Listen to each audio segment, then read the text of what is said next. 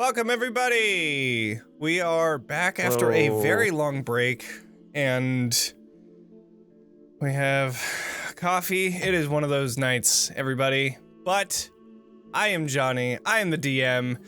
For cast of the list names and socials and pronouns and all of that good stuff, you can check the chat or the episode description.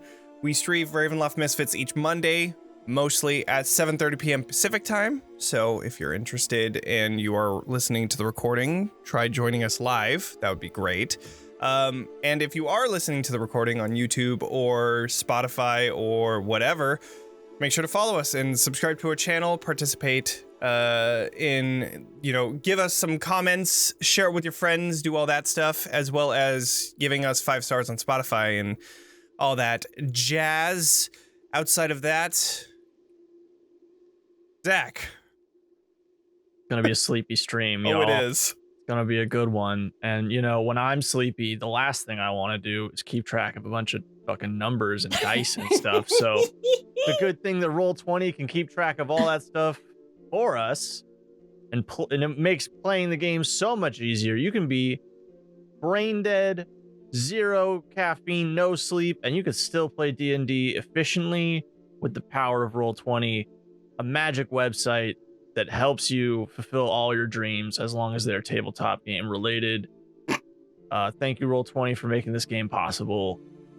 And super easy to play Dungeons and Dragons and all your other favorite tabletop games. Woo! We love you, Roll20.net. Yeah. Next we want to nope, not help. Thank. What? We want to help Sirenscape. We want to help thanking you. them.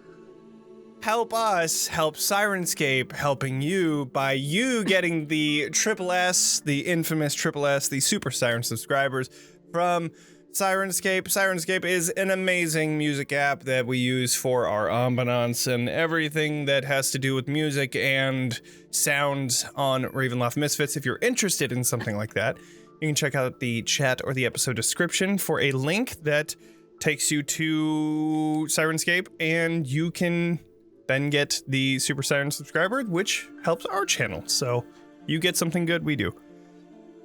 Outside of that, I think let's do a little recap. Yeah. Yeah, trying to make sure that everything's all good. Trying to help. Just for everybody just at home, I just finished a 14-hour drive from California back to my home in Oregon this morning. We drove overnight, and so I desperately need to catch up on some sleep, but we're so proud of you for that. I am so glad to be here because I would like to continue playing our fabulous story. I didn't want to cancel because 2 more weeks, like, come on. Anyways, all right, recap. We appreciate you. Last episode. Absolute champion. Last episode, you all decided that your next stop was going to be something very important, that you needed to find the powerful weapon against Strahd, so the decision was made to travel to the Amber Temple. Before leaving Moonshade, Katya, you requested that Sorsha send a animal messenger to Casimir, just telling him that you were going to be going to the Amber Temple and making a follow-up on the conversation that you had so long ago. Gosh, that was like over a year ago, out of a IRL. Time ago. That was a long time. Almost completely forgot about that guy. Yeah. I'm honest. You then traveled back to the winery, where the travel itself wasn't really eventful, but Beatrice, you actually casted Identify on Arxes while he was asleep, and from that casting of Identify, you learned that whatever being had once been a small sliver within Arxes has now grown, and it is not good, to say the least. And it also is very similar to the thing that kind of did that to Strahd. Yep. Yes, it is. You spoke with Vaughn about this, and the consensus was that since Arxes was wanting to kill Strahd, which is the goal of the entire party, might be good to just let it be for a while. Figure it out later. We'll just monitor the situation. you all finally arrived to the winery where you were greeted and asked about the events of Moonshade. As the kids were staring at Vaughn, Beatrice made quite a bit of a scene in order to get the gaze away from Vaughn and towards her. Every time I say gaze as in G-A-Z-E, I just think the gaze, like every single time. Like it happened just like a week ago out of nowhere. It just like my head was like gaze. Anyways, we love the gaze here at TXP. That's for sure what Beatrice is into it. Yeah. Yeah, of course. Beatrice is definitely like the problematic queen for a lot of people where they're like, yes, she's amazing. And it's like, she's just absolutely the worst She's person. charming. Yep. What are morals? Yeah. As long as, Beatrice. morals align with what I'm doing, sure, I guess She's I'll a follow them. problem, but she's our problem. She's Right, our exactly. problem. Yeah. Almost to the same effect of Arxes, but Arxes is a little scary, to be honest. Let's be real. Beatrice is harmless. Beatrice is also scary. So yeah, you finally arrived to the winery. Arxes, Aurora approached you and spoke about the recent changes of your body and power, asking about where exactly it came from. But after Arxes gave pretty much non-answers and said, just don't worry about it, Aurora decided that Leyland is not going to be traveling with you anymore because the fact that you couldn't even say who it was enough for her to say, yeah, it's probably dangerous. We're not going to follow you anywhere. That happened. Esmeralda also approached Katya and stated that her previous mentor, Van Richten, was no longer at his tower and that she didn't need him anyways, and that he probably wouldn't have accepted anybody to travel with him, and he was super focused on something about being cursed and whatever. But she also agreed to accompany you all to the Amber Temple. She also stated that she had some suspicion that Archibald may actually be within the Amber Temple as well because of the notes that you had found within his mansion in Kresk, and that possibly finding Johans is on the docket for going to the Amber Temple. Then Esmeralda opened up about her recent behavior with Katya and the rest of the group. She apologized to Katya, not anyone else, but I don't really think Beatrice or Arxes really expected anything out of her, nor Vaughn. Vaughn really didn't do anything to Esmeralda. But yeah, she made sure to apologize to Katya specifically about being very bad. Surprising, honestly. I know. It's the prospect of possibly finding Johans and Archibald. But she recognized that she was projecting her sadness and anger toward you, and Katya had stated that though she might not be able to forgive her currently, she was thankful for the apology. Adrian then asked the whole party what had happened, and brought Katya aside to ask whether she felt comfortable to keep a secret, and whether she was able to. Katya erred on the side of caution, and Adrian just basically asked if there was anything that Katya needed in terms of information or things getting done. Katya took the night to think about it, but during that same night, Beatrice and Vaughn continued their conversation about what to do with Arxes, and Beatrice then learned that Vaughn had also had some contact with a similar being. Different being entirely, but similar power, similar feeling. That is when Beatrice finally recognized that there are things in Barovia that give power, and most likely at a cost. This is what happened with Strahd. This is what's happening with Arxes. This is possibly what's happening with Vaughn? Big question mark. Also, bringing that up, Becca is not here today. Unfortunately. She is doing a lot of stuff, and will be back next week, so just wanted to say that. I forgot in the very beginning. But yes, you learned about Vaughn, and after a short conversation, you left Vaughn to think about what you were saying, because last episode Becca had froze, and so we couldn't finish that conversation. It ended on a cliffhanger. It did. Beatrice dropped the mic on them. 100%. And then they were like, thinking about it. was like, okay, well, yeah, that could leave Vaughn to think about what is going on and all that stuff. But at the end of that night, Arxes, while everyone was going to sleep, you stayed up drinking the free wine that was provided by the Martikovs. And toward the end of the night, once you were near the end of your drink, you received a vision from the Kingmaker, showing yourself descending stairs, killing a few undead, and destroying an amber sarcophagus with black fire. Then the Kingmaker told you, this is what you must do, which Arxes understood. So, we now start our session with everyone finishing their short rest, or nope, long rest. There we go. That's the word. Is there anything that you would like to do as you're packing up and getting ready for the trip ahead? I have rather a simple thing, but I go around and I get a portion of lumber and basic hinges and such to try and construct a platform to just add to the... I can't remember if I mentioned this last time, but I know I was doing that this morning. Yeah, sounds good. There's plenty of wood and nails and hinges and all that stuff. This place is a winery after all, and they make their own barrels and stuff like that. They actually have a workshop that they provide all of this wood, metal, all of that.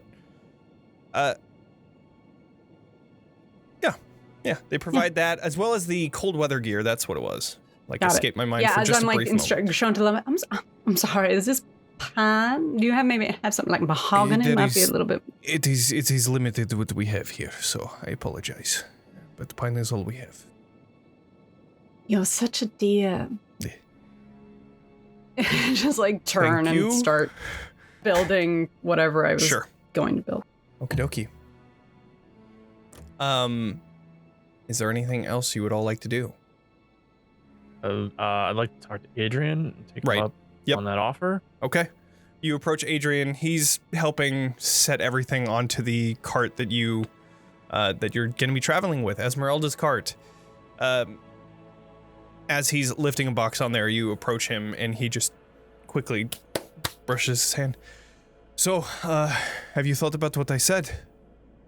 Yes. There are a couple things I could use some information on, if you wouldn't mind. Here, come. Scout.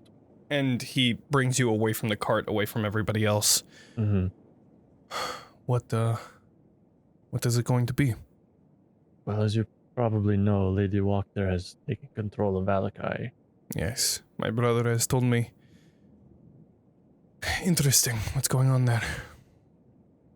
Not much better than previous regimen, if you ask me, but if we could you just want to do some scouting, find out any information about how the town is, general day-to-day, anything about maybe her manner or any of her day-to-day behaviors, that would be most useful.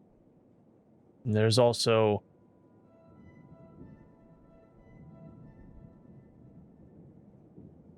I'm gonna try it. I can't believe you named it this fucking thing. And I like pull out the map. I'm like, there is a fortress here, Arginvostal.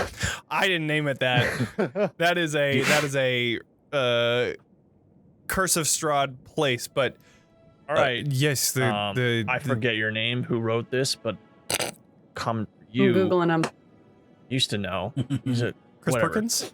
Chris Perkins. I know he was like the top of Curse of Strahd, and now he was kind of like the director. Yeah, sure. And you know what? I'm still gonna blame you, Johnny, because you could have changed it. You have full control. Yeah, I'll accept that. That's totally valid. Anyway. Yeah. I don't know what inhabits this fortress now, but it belongs to an order that a friend of mine was a part of. Yes, the Order of the Silver Dragon. Correct. If you could scout it out, see if it's inhabited, any sort of activity going on there, that would also be useful. I'm curious about anything, what might remain there. Please do not put yourself in any danger, though. Even just a cursory glance would be nice. Sure. Yes, that works out pretty well. Since it's on the way to Valakai and on the way back, I'll do a cursory glance on the way over and... Yeah. I appreciate it. The Amber Temple, huh? Looks like it. Well, he puts an arm on you and just don't die, okay? I like tap him on the shoulder. I'll do what has to be done. Okay, and he just gets back into the work mode of lifting all the gear onto the cart. Shit up. Sure. Anything else that anyone would like to do? Arxes will go to find Aurora. Okay. Aurora is kind of just on the porch, just watching. She's leaning against one of the posts, and Leyland is helping with bringing boxes and stuff onto the cart, but she's just watching. It's... Hey. You can tell that she's troubled about something, but she's just kind of... Her gaze goes a mile. Aurora or Leyland? Aurora. Hey. Hey. You okay?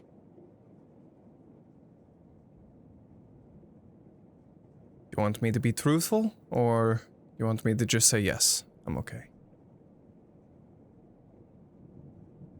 I feel like I've lost the right to ask you to be truthful. If something is bothering you, I'd be happy to help. Arxes, you know what's bothering me. I don't know what else to say other than... I don't want this for you. I don't want this for us. And...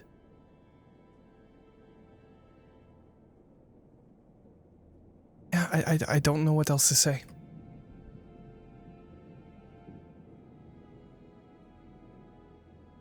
I love you.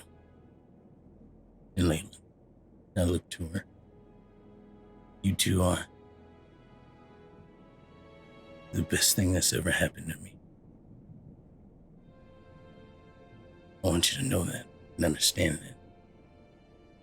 And everything I do, everything that I was too afraid to do before, whether it be selfish or not, it's for you, both of you.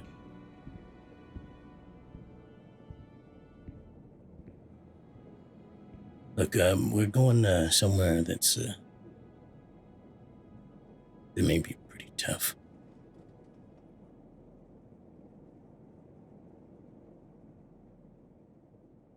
And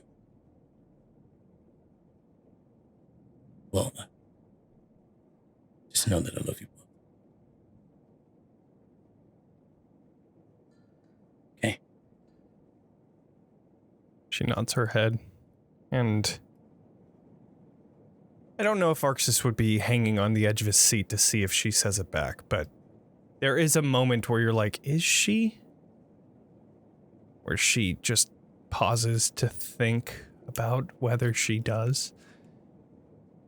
She finally says, we love you too. You kind of lets out a breath, like Arxes. Okay. Yeah. Do not let this thing consume you. Because as much as I love you, there is a limit. And I don't want to hit that limit. I don't want to say...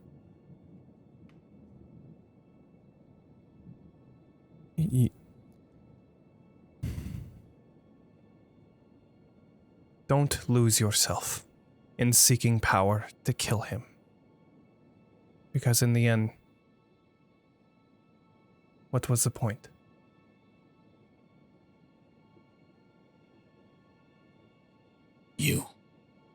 her. It's always been that. Always will be. No matter what happens. She just grows quiet. Same argument that you have every single time. The same things get said. She just looks done.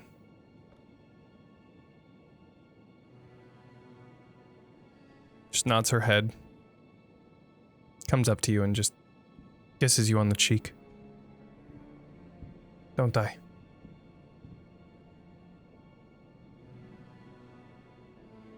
Trying my best not to. I'm tough. Look at my armor. It's great. Yes. Made it myself. It is very nice. And she points over to Katya. That one, you made that one too. I can see that there is your signature style. It's nice. It's I not thought as you good meant as this Katya, one, not but, my armor. I was like, Dad? What? No.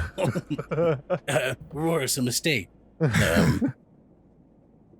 He looks at her and then he looks at Leyland and give her a hug for me, will you? I will. I will.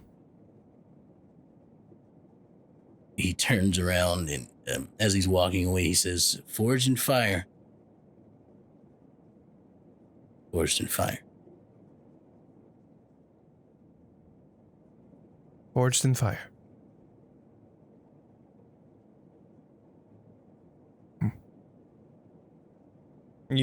If you at any point during the packing process look back to her, she's just looking down in contemplation. But Sometimes I forget that Jonny himself in real life is an old married man, and then he handles a conversation like that with such grace and decorum and authenticity. Mhm. well, thank you. So with packing happening, is there anything else outside of what we've already RP'd that needs to happen? I'm sure, I don't want to play for them, but I'm sure Vaughn was doing something gross and spooky. Oh, right. I was actually gonna check. I don't know what Becca had planned for Vaughn, but I think Beatrice definitely would like keep a bit of an eye on them today.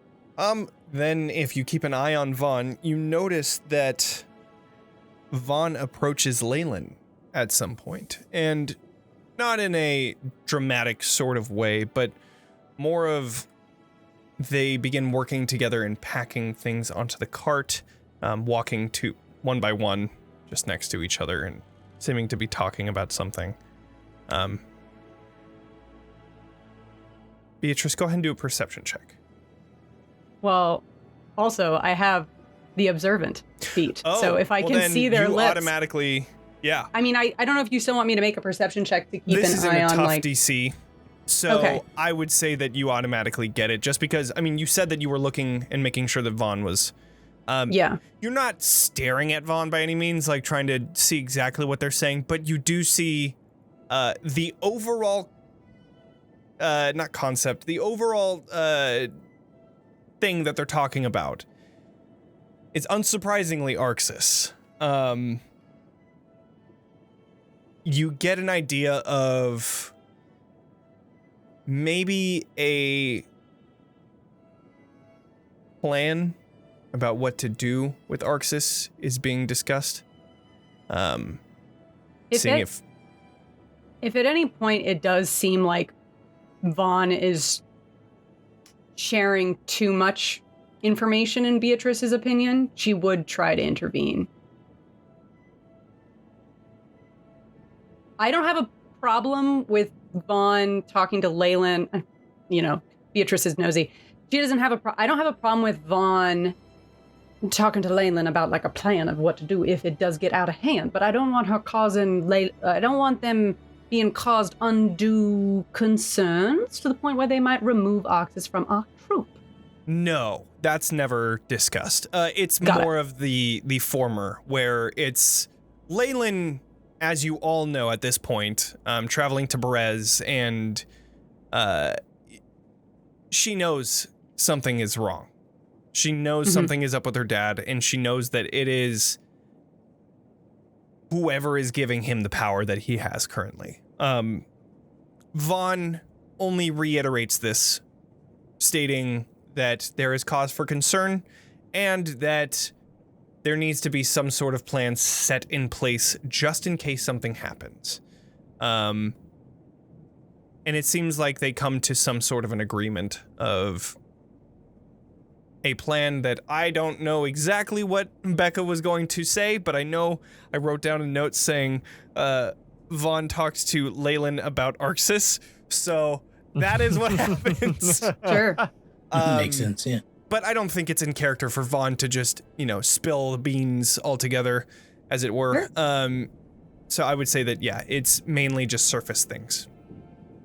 Got it. Okay. Yeah. I'd keep an active eye on that. And then Okay.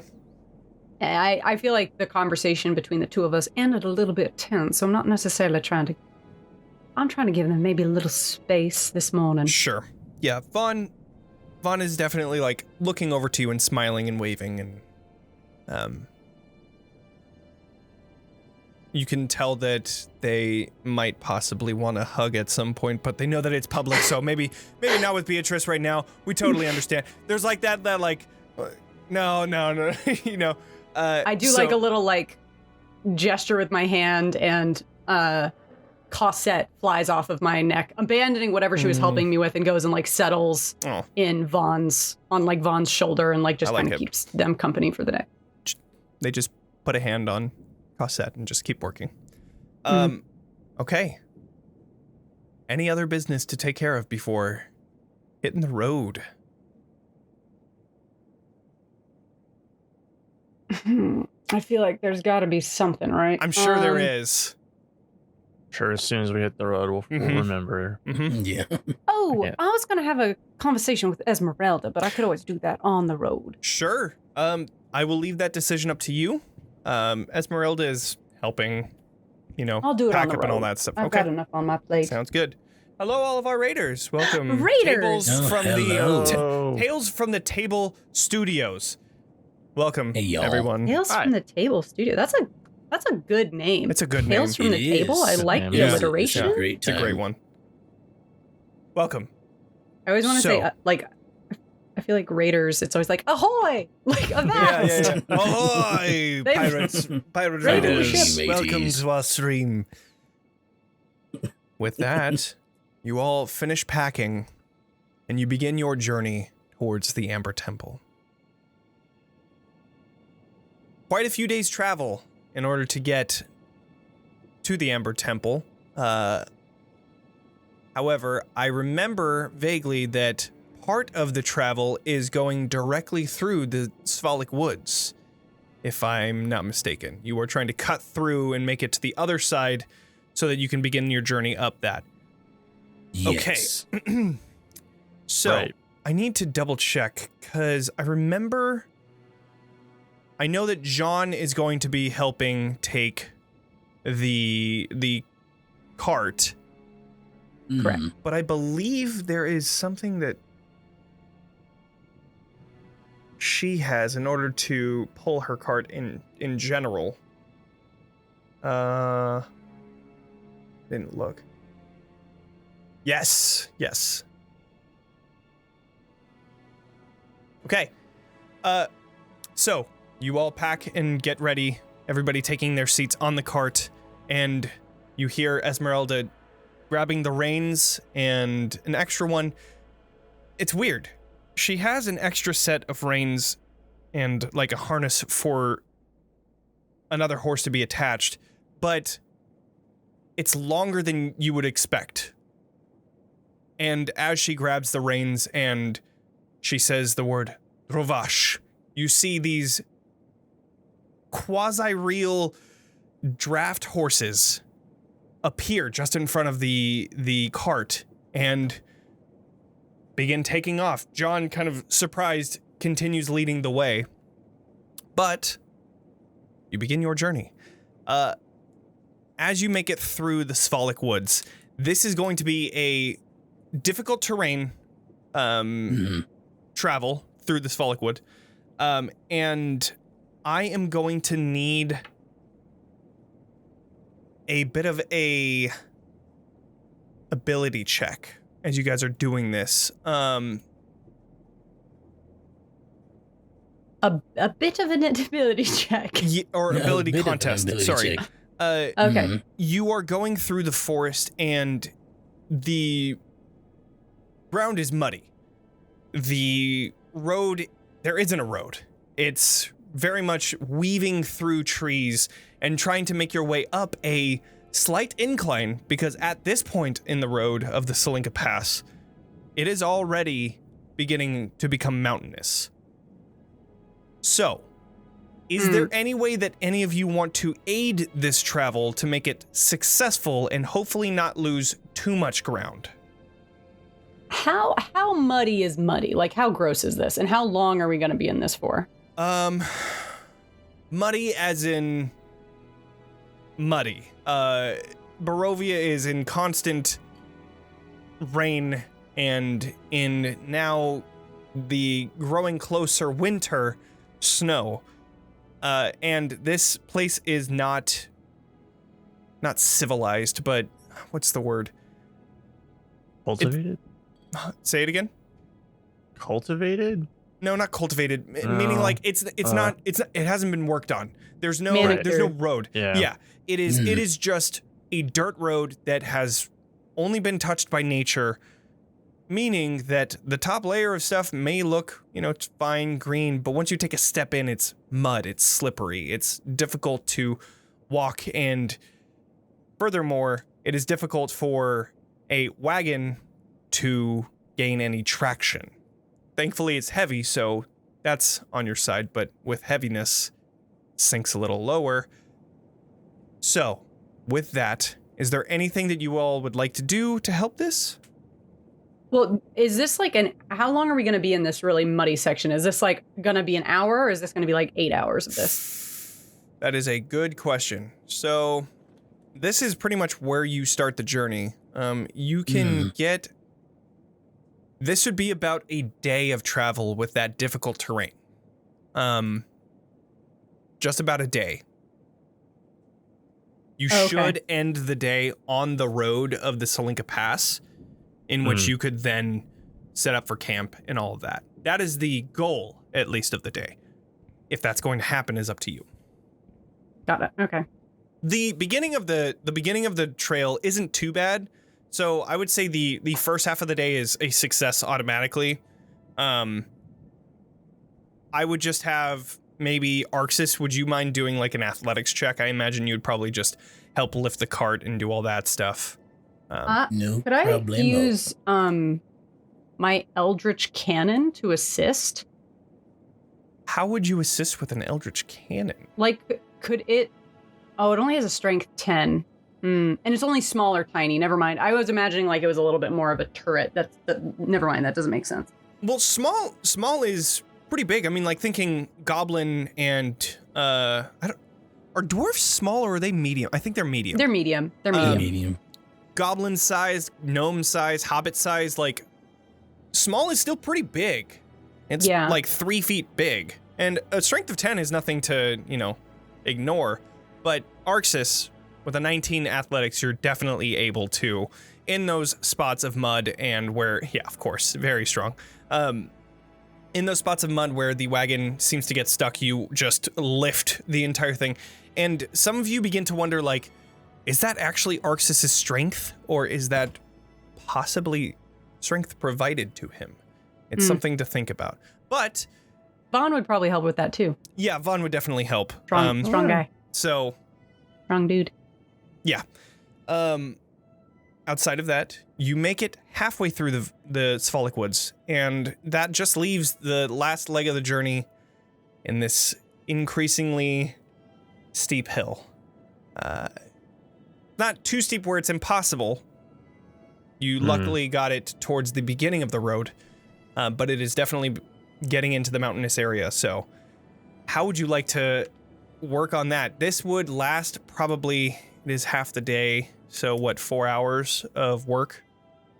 If it gets real dicey, I would like to cast Water Walk, but I would also like to ask Because if water walk allows you to treat a liquid surface such as Interesting. water, acid, mud, quicksand, so it works on mud too. Oh, it But says it in the description too. That's Yeah. interesting. I've never actually thought about that being a, Yeah. wow, that's cool. It works on Okay. anything that's like a semi-solid, so And I like would say with liquid or the magic, semi-solid. it would Yeah. add traction too, because like you can't have traction on a slippery surface. Yeah. So The only obviously, thing is, yeah. Okay, interesting. It only can be cast on creatures, so I can't like Creatures. cast it on the cart, I see. but I can cast it on the horses Somebody and anyone else, who's yeah. walking. Oh, the And horses. it allows them to walk on Huh. mud as if it were harmless, solid ground. Interesting. Okay, so then the mud isn't so much a difficulty as much as the steep hill at this rate. So, okay. Okay, so that is used in emergency situations. It lasts for 1 hour, right? Just 1 hour, yeah. Okay. So during that time of the other 3 hours or however much time, Beatrice isn't casting Water Walk, is there anything else that anybody would like to do to aid in this? Arxes is just gonna help out physically with whatever Okay. needs to happen. Vaughn will aid He you doesn't on have that. any- Oh. Yeah, he doesn't have many And, spells that would help in this situation. Did you have a... Yeah, I have an something, Katya? idea. I don't know. Like, it would help with the mud, but I don't know if it's gonna work. Depending on how steep it is. Can I take some extra planks and planks of wood and like set them underneath the wheels? Okay, Try and get like a decent platform for them to roll on, sure. I and think just kind of like as it's rolling along, just like bring Yeah, the yeah, one yeah. in the back forward. just if there ever and becomes kind a of time. follow it along. Okay. Yeah. So then I will say, Arxes, go ahead and do an athletics check. Actually, Awesome. Vaughn has a higher athletics. If you're willing to defer to them, How much higher is the question?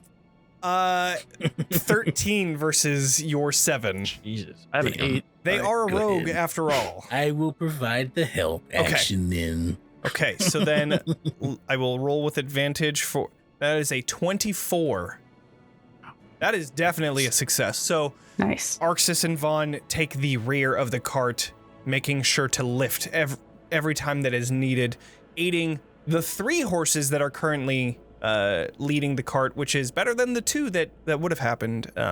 John is definitely helping in this case. And with each hour that is casted, the water walk, that definitely aids the creatures. And then Katya, your boards for the wagon aid as well, giving that traction to help, further that up the hill. I will have... Go ahead. I was just going to say, Beatrice is definitely doing that thing where she's like sitting up in the cart, skirts very much being kept out of the mud, being like, Sure.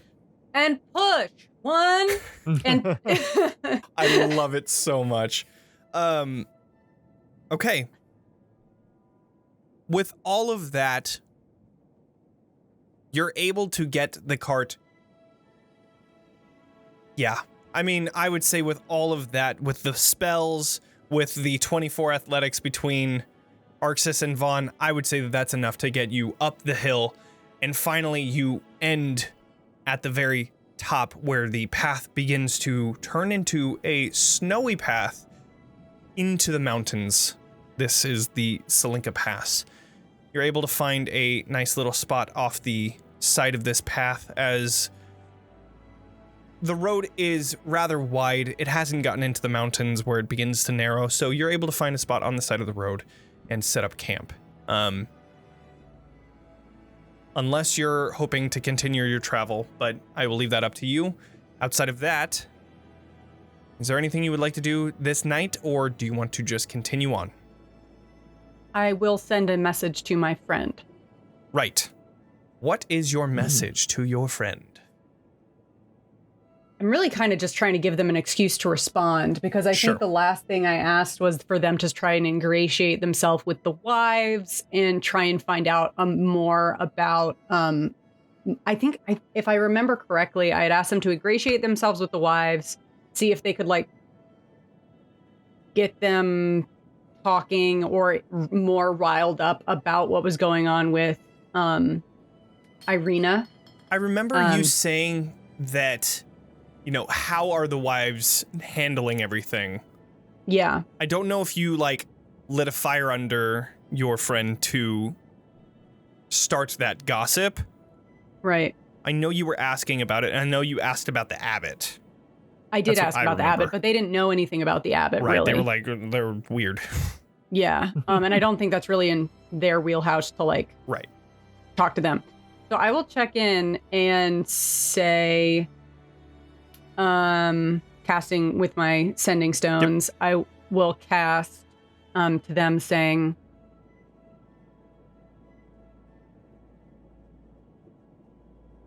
ooh, my goodness, Valakai is awful this time of year. Have you... No, That's 10. This time of year. Let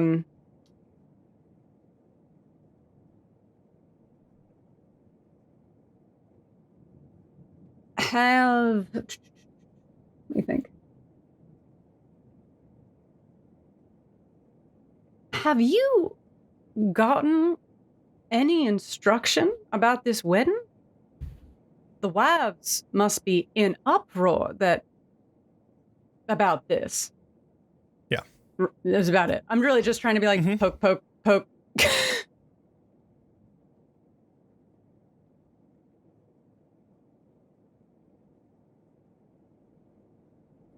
Also, the thing about saying we're in Valakai was me trying to be misleading that we're in Valakai. Sure.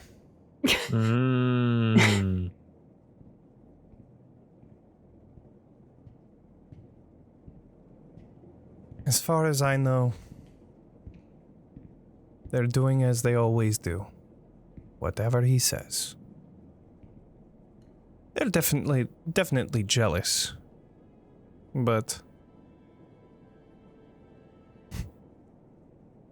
when has that ever been any different?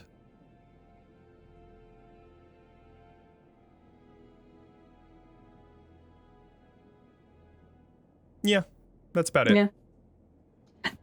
I guess one thing I'm trying to do across the course of I'm going to try and check in with them at least once a day. Sure. And I kind of want to start insinuating that they should start drama. Right. So I don't get the sense that they're going, I'm always going to give them an opportunity to talk, but really what I'm going to do is just be like, have you not heard anything?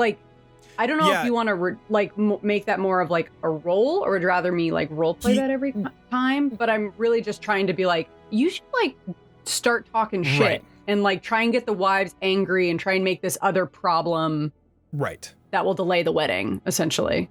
They are very much catching what you are putting down. Okay.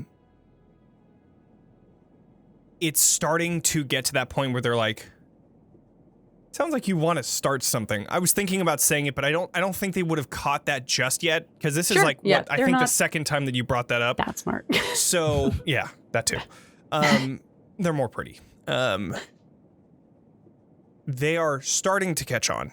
And I think you can kind of catch that from their voice a little bit, where they're kind of intrigued at the same time, not confused, but why are you asking about this? You definitely catch that in the way that they're talking. But yes, since this is only the second time that you've brought it up again, almost the same thing, not verbatim, but concept wise, they're starting to catch on.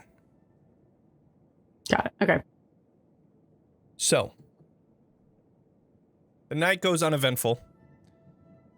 You all awaken a bit colder than usual, getting into this mountainous terrain. And you begin your journey further on down the Tsolenka Pass.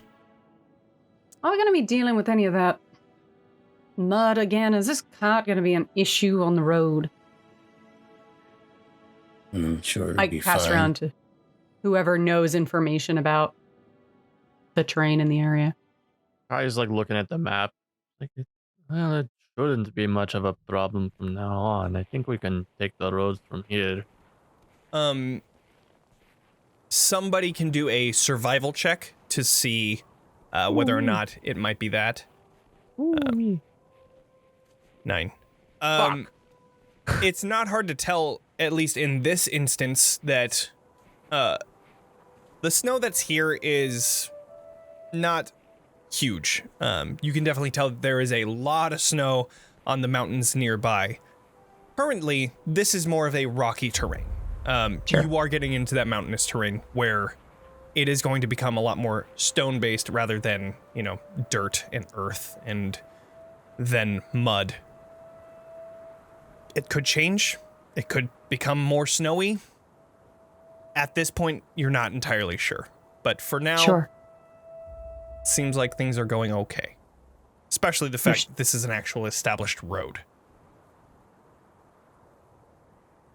Got it. As we're walking, Arxes moves next to Katya and says, "You haven't said anything."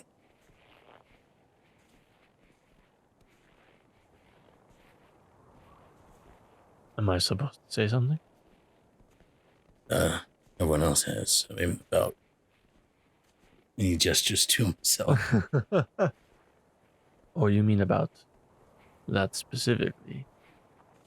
Yes. Is there anything you'd like to talk with me about? It specifically? I was just wondering. Everyone else has said or asked about it. You haven't. I admit, don't know as much about it as the rest. Been a lot going on, so haven't really paid it. Not that I haven't paid attention, but there's just been a lot going on. Okay. Yeah, I get it. I do Oh, yeah. worry about you, and I am concerned. But not really anything we can do at the moment, is there? If I told you it was the only way that I could do this, would you believe me?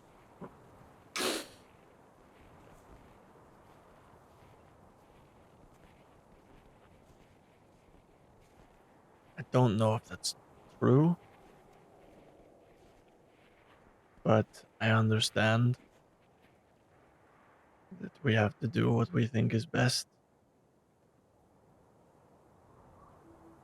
And I was see where you're younger. coming. Last time.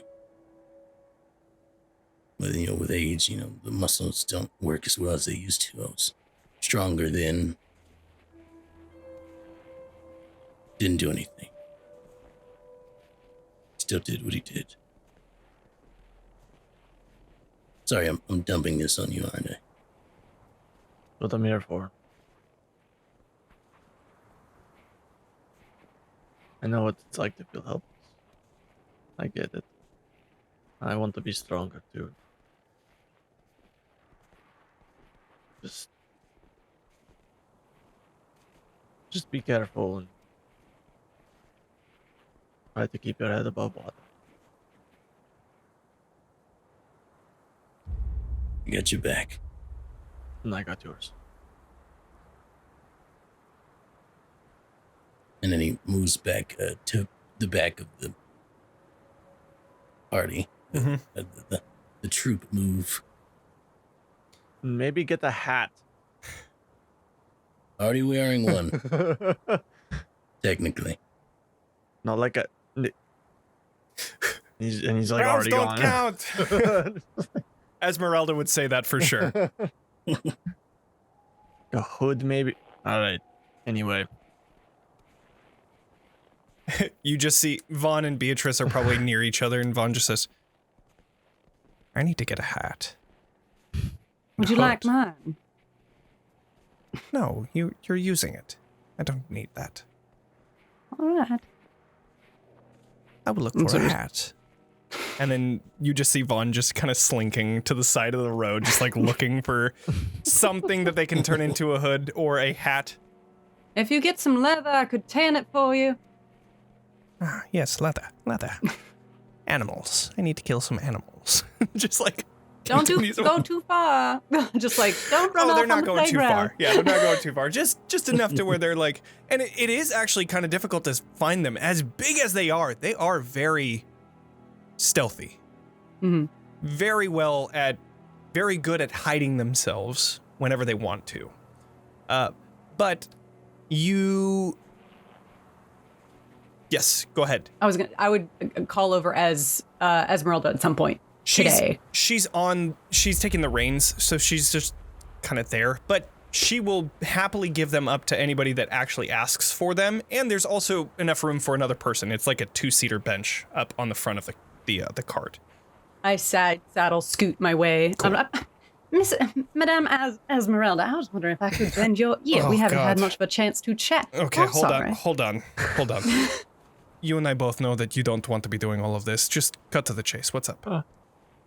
I don't want to be doing all of what? This whole polite thing, like, Madam Esmeralda, what the fuck is that? Come on.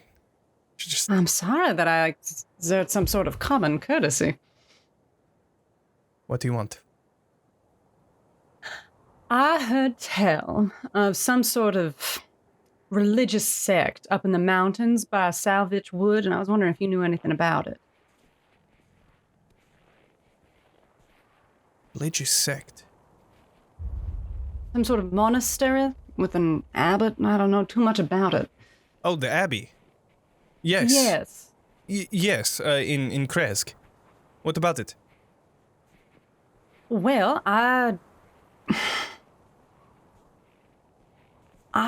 recently come to be more aware of some powers at work in Barovia that are beyond the natural world, and I was wondering if you know anything about that abbey, because I'm given to understand that Strahd has some sort of relationship with the people there, but he, as you know, is not necessarily what many would consider a religious man. I wouldn't be surprised. The abbot is... You see, she kind of trails off a little bit.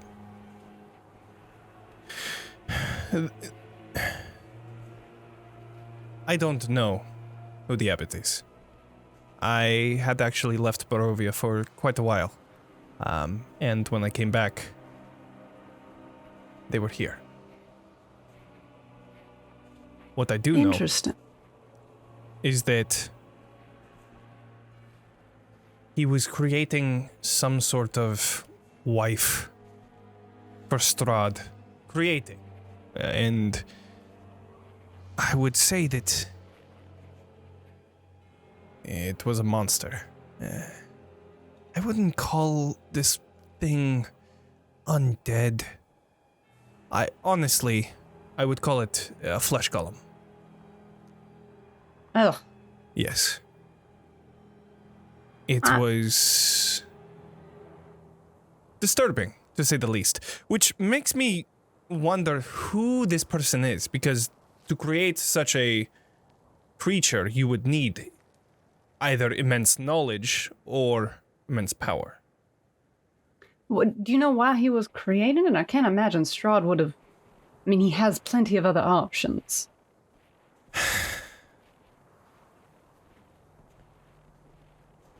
The abbot's motives are so weird. I don't know why, but it just seemed like that was what he was trying to do. Was it a gift or something? It seemed to be that way. And another side note is that this abbot could resurrect someone. We were actually given a deal at one point, which we ended up not cashing out. Rather, Who's we?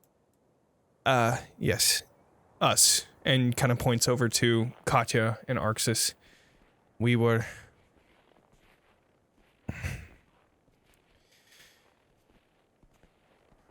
We were trying to help my gemstone, Johans.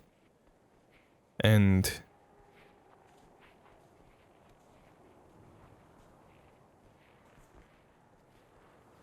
yeah. I didn't think he was dead. Your gemstone, isn't he just sort of missing? I don't know. He died. But what do you want to know about the abbot? What is the point of all of this? Well, I was wondering if this person might know something more about the powers at work in Ravenloft, and I understand that Strahd might call on him as an ally. So if he is powerful enough to create some sort of golem, that's good to know. So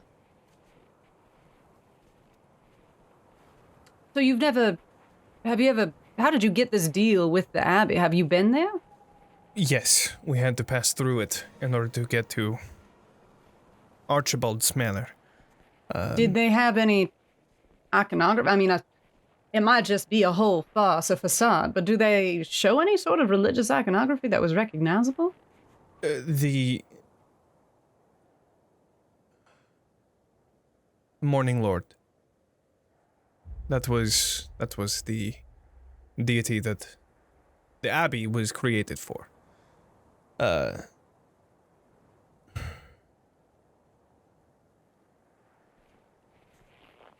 Outside of that, I mean, they were wearing the Morning Lord's symbol. I see. Do I know anything about that deity? Yeah, the Morning Lord is one of the two main ones in Barovia. There's the Night Mother and the Morning Lord, along with other deities. But Arxes can attest that the connection to other deities within Barovia and Ravenloft in general is a little muddled. Right. The power's still there, but the connection is a little staticky. But the two deities that seem to be the most consistent and connected to Barovia are the Morning Lord and the Night Mother. The Night Mother and the Night Mother is who Leyland and Aurora Exactly. worship, right? Correct. Okay. Yeah. Seems to be like the werewolf shapeshifter type of deity. Right.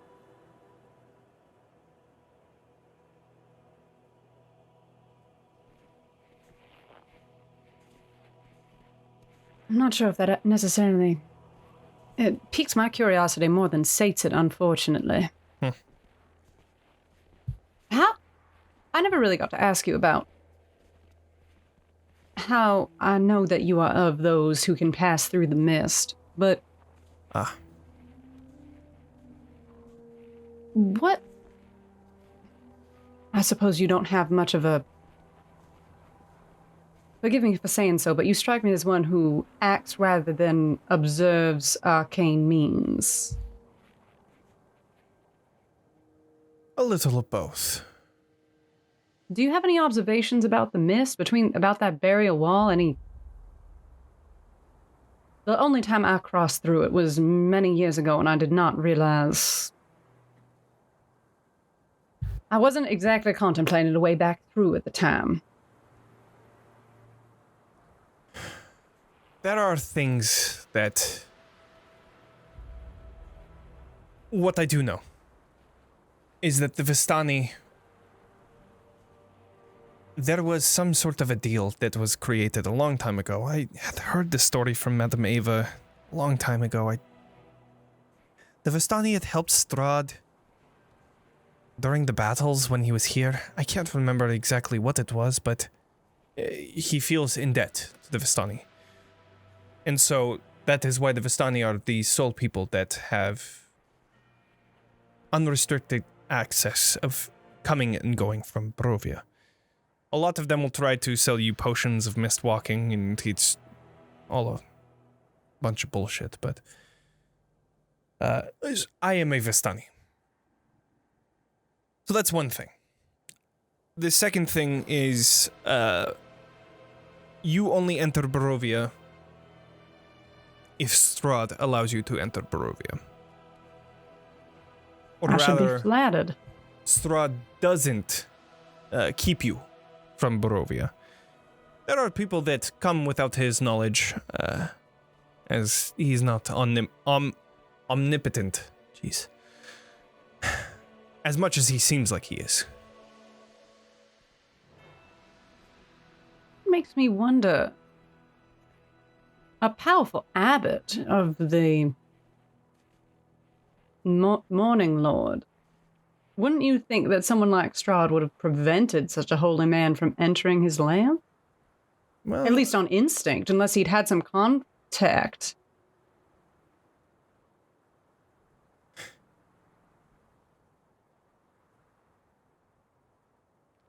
as much as I know about him, he's twisted. I mean, look at all of you. What reason does he have to bring all of you here, other than his own entertainment? I would say that he most likely brought the abbot here to see if he can break them. Just like he did with him.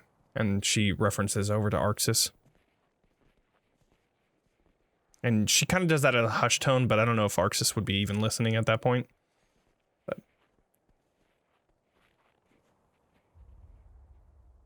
It's true, I guess, but I'm sorry to press for a timeline, but you said you had left Barovia, and when you returned, the abbot and his followers were already here.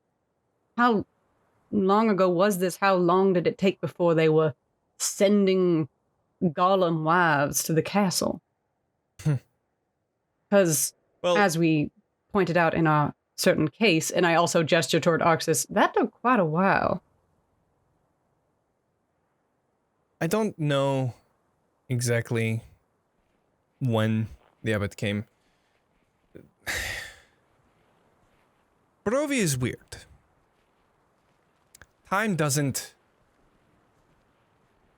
function the same, which is interesting in and of itself, but I don't quite understand why. So, but I do remember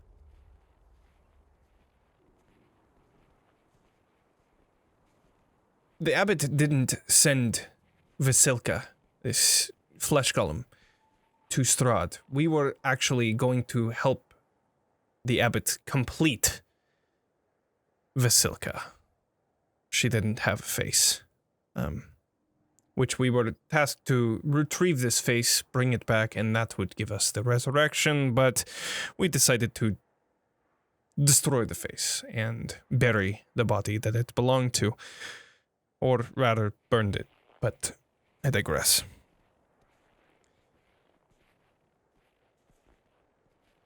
The abbot didn't seem to have followers in that sense of it being a cult, but more of creations that Archibald had made, and they would be faithful servants to the abbot. Creations meaning people that Archibald would twist and change, adding animalistic features and taking away the human parts of people, driving them mad. I'm familiar with his work. He always struck me as rather crude. Interesting. Well, we might be able to do something about him soon. Hopefully. If I'm correct in my assumption. And that assumption is? That Archibald is within the Ember Temple. I believe him to have made some sort of deal with the Dark Powers. Everyone's got to deal with dark powers. It starts to make you feel left out when you haven't had an invite. I'm trying to remember what my mentor said. Ravenloft is,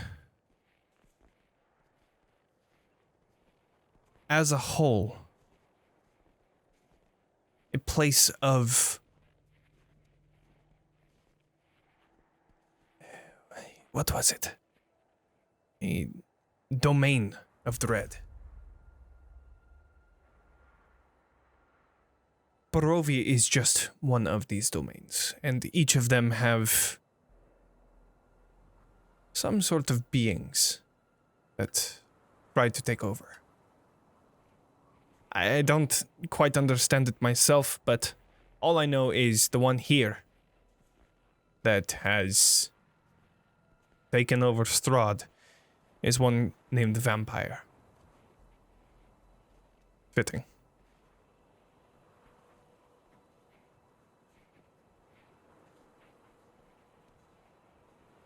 Do you know more than a name? No, but I hear that the Ember Temple is the place to find the answers. So. Well, I only have one more question, I guess. Other than finding your, whatever his name was, whenever you find him, is that the end of this for you? You don't strike me as someone who necessarily cares too much about Strahd, other than him and his allies possibly getting in your way.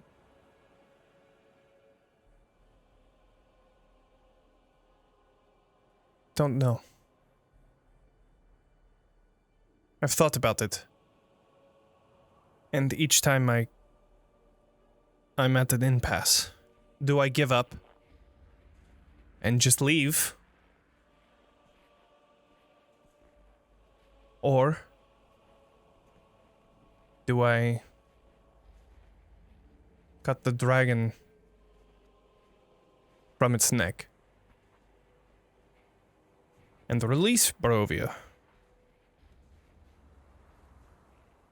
I think it all depends on what we find in the Ember Temple. I don't know what it depends on, but if I find Johans, will he want to stay? Will he want to leave? How can he leave? Does he want to just settle down in Kresk? Is he alive?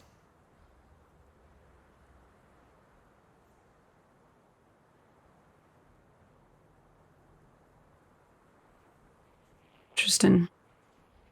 You know, Esmeralda, everyone says you're absolutely awful to talk to, but I really do enjoy your candor. I've learned a few things about myself in the past, most recent week. And I've learned that I don't like to deal with the froofy bullshit of, how are you? Oh my god, it's so great to see you. I don't care to do that. And second,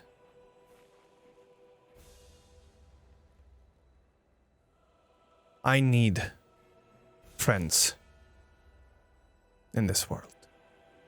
And it took me a while to accept the fact that my behaviors were hurting the ones around me,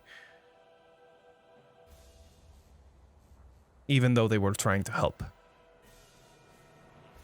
Except Arxes. Fuck that guy.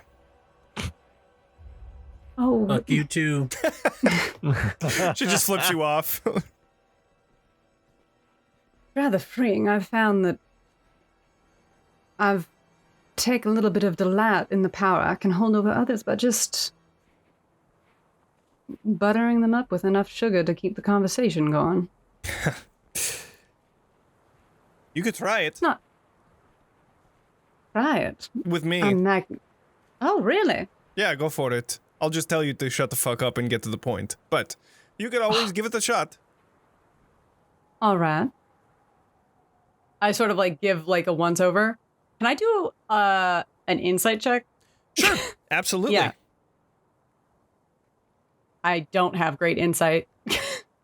I did not roll well, so yeah. A 19. Definitely beats whatever I would get. So I give a little read. I just want to know. I'm trying to think of a point of access that could get her talking. I think that's what Beatrice is going to try and do, is trick her into having a pleasantries conversation. one thing that you do notice, and something that you actually share with Esmeralda, after giving her a once-over, you notice that one of her legs is actually a prosthetic, a wooden leg from the knee down, similar to something that you have. True. That is one thing. Another thing I guess you would notice is you've seen her battle, but it is almost alarming how many scars she has on her hands, on her arms. And if you didn't know how she battled, it might even be a little concerning, actually really concerning.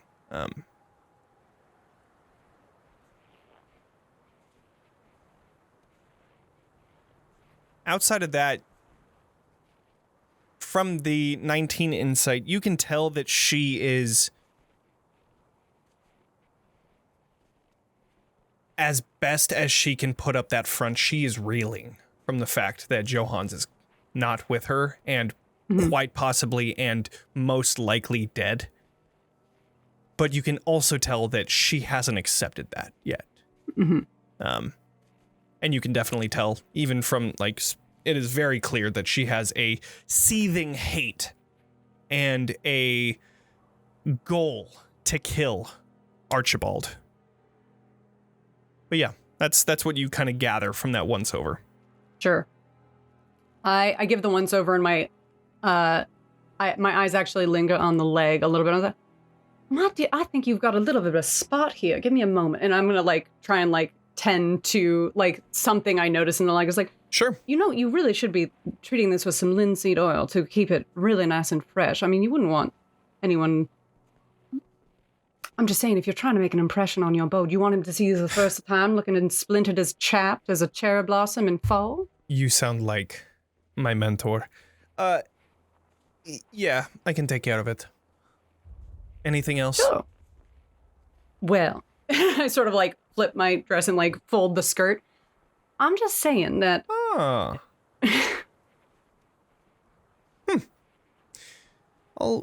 Did you make that yourself? Absolutely. Why rely on someone else when I know I'm the best craftsman there is? I had an idea. I am not very skilled Debatable. at blacksmithing. I had an idea, and I wasn't going to ask Arxes about this because, again, fuck Arxes. Yeah. Hey. Sorry. Did you make that yourself? I did.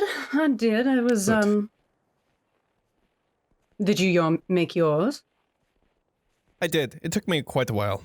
And Johans helped with a lot of the finishing details. But I was hoping to create a bit of a hidden weapon. Maybe creating this leg as a weapon itself. Maybe a knife at the end of the boot. Something that I can use if I'm ever in a bind. What do you think? More than possible. That's elementary conflict. I can absolutely get that worked for you. Now, but if we were going to talk about color, have you ever had it, like, stick on you when the weather's shifting? I've got a really good treatment for that. And I just, like, start wheedling her into a conversation. And then after about 5 minutes, I'm like, no, that wasn't so hard being pleasant, was it? It wasn't hard, no. You led the conversation. I'm not going to lead it, but hey, I'm getting something out of it, so... Very true. Well, I'll need your measurements, and I can start working on a leg for you. Of course. I will do as you need me to do. Sure. This is actually quite exciting. She, like, looks at her leg. It's actually very well crafted. Though there is those scuffs and marks, it is, like, solid. And Sure. you never would have noticed that she even had a prosthetic because she runs so, like, she has grown so accustomed to this prosthetic that it doesn't hold her back at all. And so you take a quite a few measurements, and the wagon continues on. Is there anything else anybody would like to do? I'll open up the portable hole and actually go down and work on the leg in the workshop. Sure. With the unfolding the platform that I made earlier in the day. Yeah, you take out this platform that you've fastened wooden poles with hinges that you can easily collapse and open on the top of the cart. It sits on the side rails and it like stands above all of the boxes and bags that you had put on the top of the cart, and it is just this nice 10 foot by 10 foot platform that you then a nice circle. Put the portable hole on, and now you have a portable workshop along with that. That is such a fucking cool idea. Yeah, I'll actually ask Esmeralda, I'm like, if you're not using the leg right now,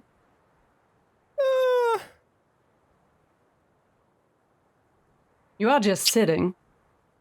Yes, but she needs to hit the gas and the brakes. She just kind of looks around. You can tell she's like assessing the situation, like, will I need it?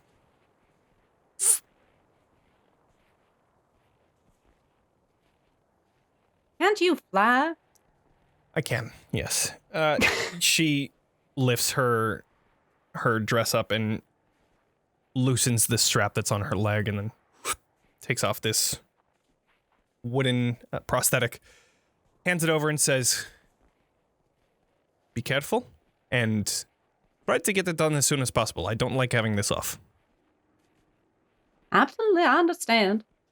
I sort of throw it over the back. It's like, this will make excellent firewood as I like descend down into the pit. You hear a chuckle.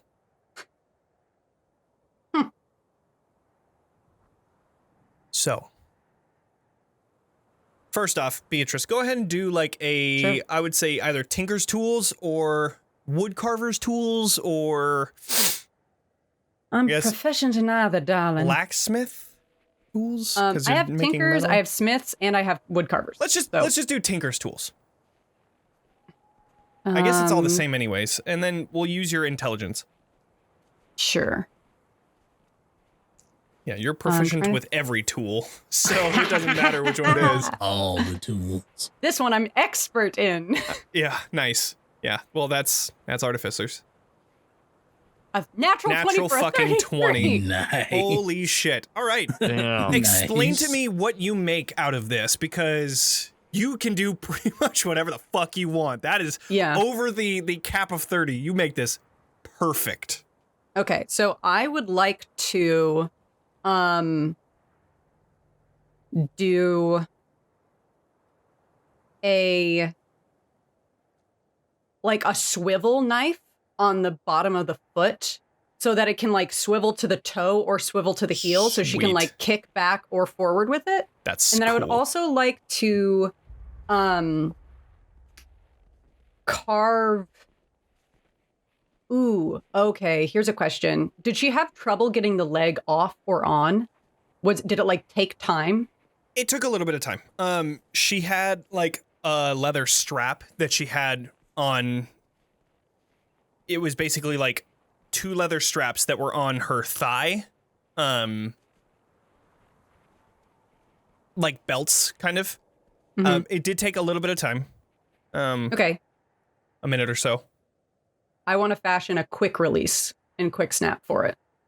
Cool. So you create this like almost like ball and socket kind of contraption where this cap goes onto her amputated leg and stays there. You're able to create this sort of like organic glue that sticks to the inside of her leg, and with just a press of a button, it is a quick release where the ball goes into the prosthetic, and pressing a side button moves that release, and easily whoop, whoop, you can take it on and off. Yeah, that's basically cool. Getting it down to like an action or like a free action to like take it off, whatever makes sense. Yeah, mechanically. Yeah. Sure. Awesome. I assume that would take me most of the rest of the day to do. But... Yeah, pretty much. Okay. I'll deliver it whenever makes sense, roleplay wise. I imagine that you probably have a little bit of work done on it, not completely, but you're able to hand it back for the night and then continue working on it the next day. But night does end up coming towards each of you as the unseen sun sets in Barovia. You all create camp on the side of the road. This road, as you continue, it's getting closer and closer into the mountain range. This is the final place before you get into the mountains proper. You see the trail turning and winding more than it has as it hugs the side of the mountains, continuing up outside of how far you can see. You can see this like white, not mist, but like this almost like fog of snow blowing to and fro. Hey, there you go. Creating this almost mask where you can see the silhouettes of the giant mountains ahead of you, but the road itself disappears behind this white blanket. You all set your tents and bed for the night. Is there anything you would like to do? Or anything during the night? I message my guy again. Right. But you know what I'm trying to do. We don't have to roleplay it. Mm-hmm. You can see that he's starting to understand, and the response is more of like a, is this what we're doing kind of thing? Mm-hmm.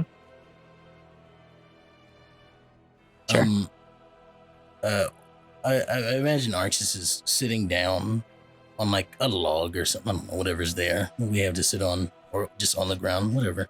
We brought our own log. Yeah, Of course, yeah. you know. And he's like, just like whittling at something with a knife that he has, and if Esmeralda ever walks by, he will speak up. He won't like call her over. Oh, He will speak up. even if she doesn't in real like in the game, I'm gonna make it happen because I want this to happen. I love this drama. All right, so yeah, I mean, you guys have a small camp. This road is becoming more and more narrow as you get up into the mountain range. The cart is parked just near you on the like inside of the road to kind of give you a bit of a barrier just in case anything comes down, or to the sides you have some sort of cover. On the side of that you have your tent, which is very small, but tent camp. You have your camp on the side of the cart, where very small, but you're able to create a fire and your stumps to sit on. And you're surrounding the fire at the moment. Some are doing their own thing. Beatrice is, you can hear just ting, ting, ting coming from the workshop. But yeah, you're just sitting there and she's not talking to you for sure. But what do you do? He's not gonna look up or anything while he says this. He's just gonna say, I know you hate me. I don't care much for you either, honestly. You hear a huge sigh from her as like, oh, here we go. But, you know, when it was happening, I tried my hardest to save him. I really did. I don't expect you or I to get along ever. But for what it's worth, if he's there, I do my damnedest to help you get him back. I know what it's like. And it's tough. That's all.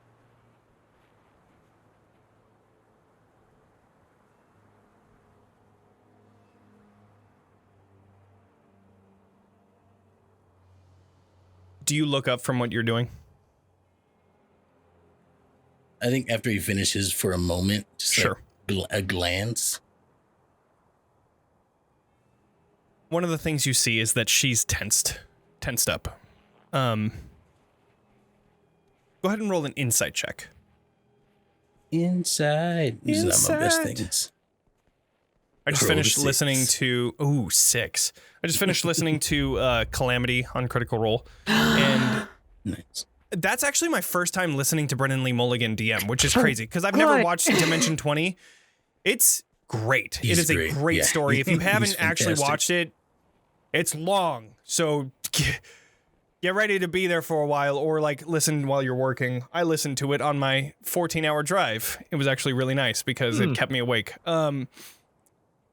I really enjoy the way that he prompts for insight checks and things like that, because it's something that, like, as a player, I'm not gonna be like, can I do an insight check to see, you know, yada yada yada all the time. I like that he leads that sort of way. Anyways, so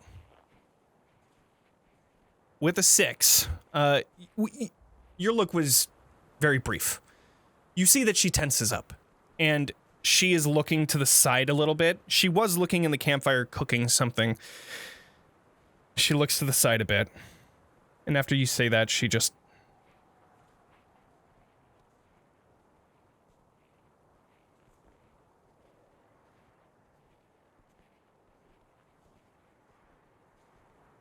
I feel like she just stays silent. But you know she heard you. Even with a 6 insight, like, you know, you guys are so close that, like, there's no way she didn't hear you. She doesn't acknowledge it. At least directly to you. But you know she heard it from the way she's tensed and changed her behavior.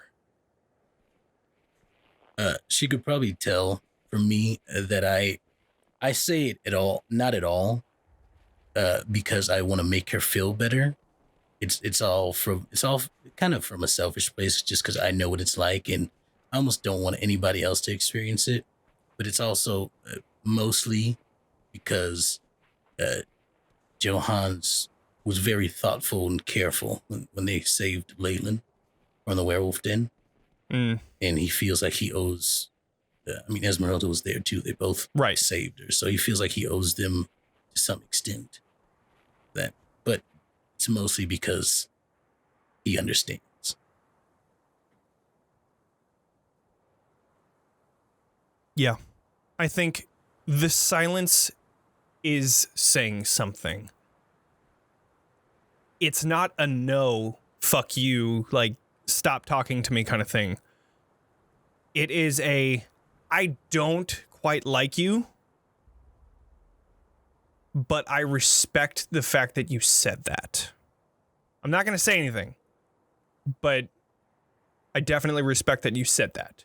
You get that even with a 6 insight. Not too much in terms of, like, what she's actually thinking or what she's projecting or anything like that, but that's what it seems like to you. That's it. I go back to whittling or whatever I was doing, absent-minded me. Okay.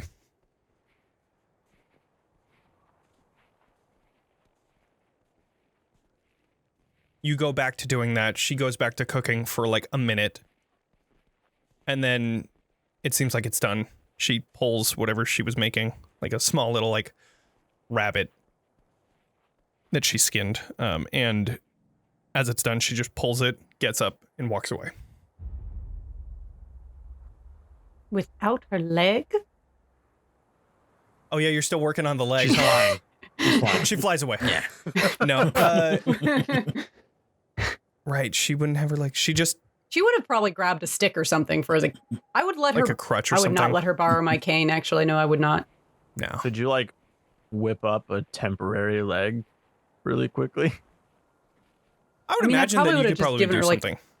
Yeah, I mean, I could have like given her like a cane or something if she started complaining about it. Like a wheelchair?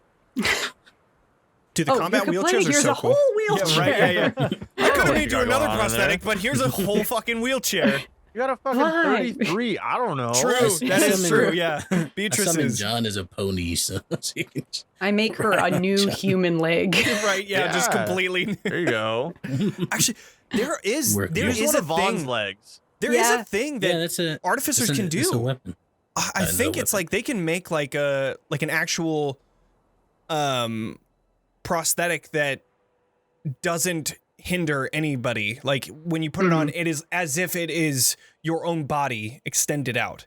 So that's a pretty cool thing that I saw way back when they first released it. Magic item you can take it is a magic item. Yeah. As an infusion, yeah. That's what it is, yeah. Which, I mean, my I leg feel like... is not an infusion, but... honestly, to be inclusive, and this is just DM advice in general, to be inclusive, just fucking let them have it. Just don't say that they, like, unless they elect to have some sort of a disadvantage or something, just let them have, like, the combat wheelchair, a prosthetic leg, prosthetic arm. Who fucking cares? It doesn't do anything mechanically. Like, it's not like it gives them an upper hand or anything like that. Yeah, just fucking do it. Like, just be inclusive. Anyways, that's my rant. Welcome. Thank you for listening to my TikTok. So we're here for it. You finish your long rest. I'm imagining there's nothing else going on. Would I finish the leg this evening or the next day? I would say the next day. So I would say that you probably work on it another like hour or two, and you're just like, okay, I'm good. And Katya, you said that you were gonna do something. Oh, I was gonna take watch with Arxes. Okay. Talk to him a little bit. Cool. All right. So then the watches happen. Esmeralda will take the first one, and the second watch comes to Arxes and Katya. Nothing happens. She just kind of pats you on the chest, Katya, and says, "We're all good."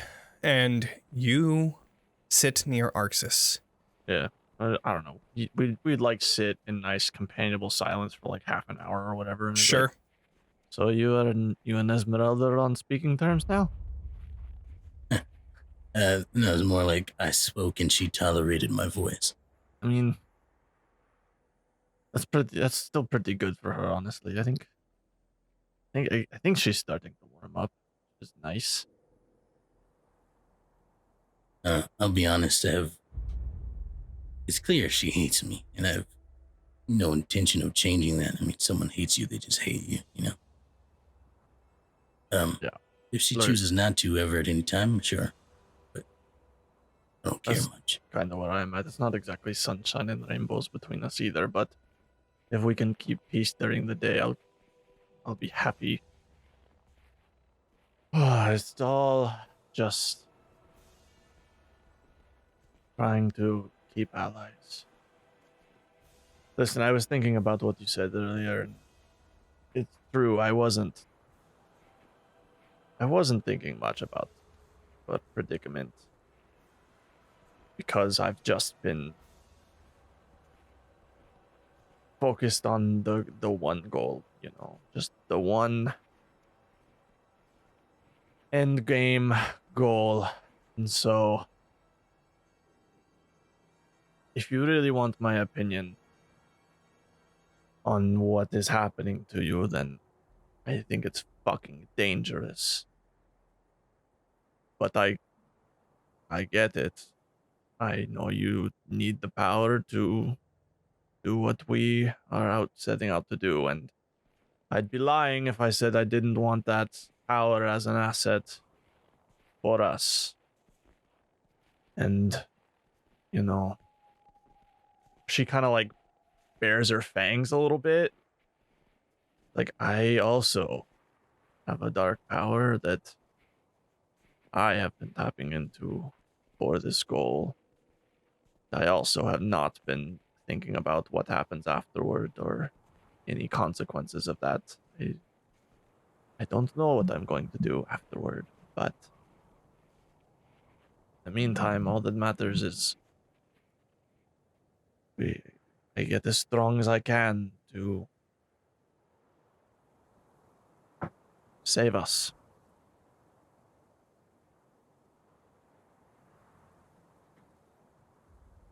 How are you? Like, really? No bullshit.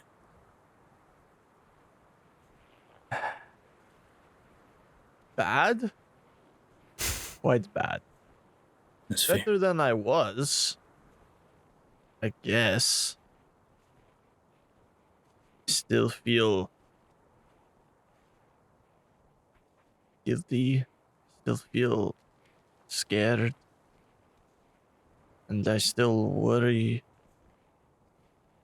not just about us, but everyone back home. And I guess that's part of why I'm trying to get this done as fast as possible, but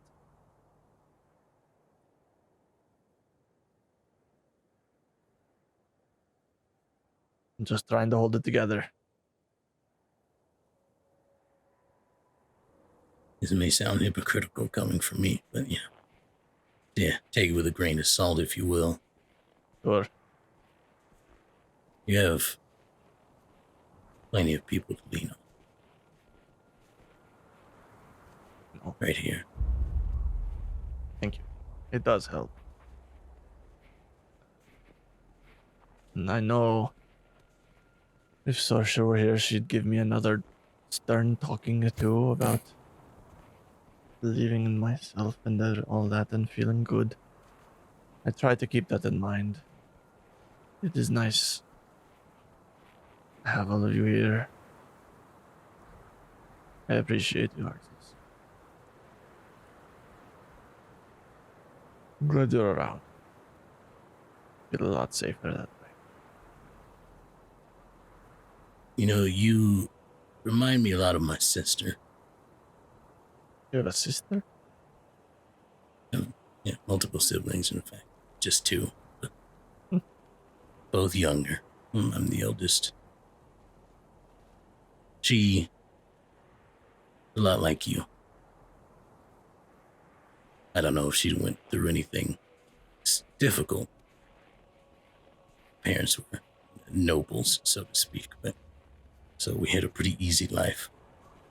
She was headstrong and firm in what she believed in. She inspired me a lot.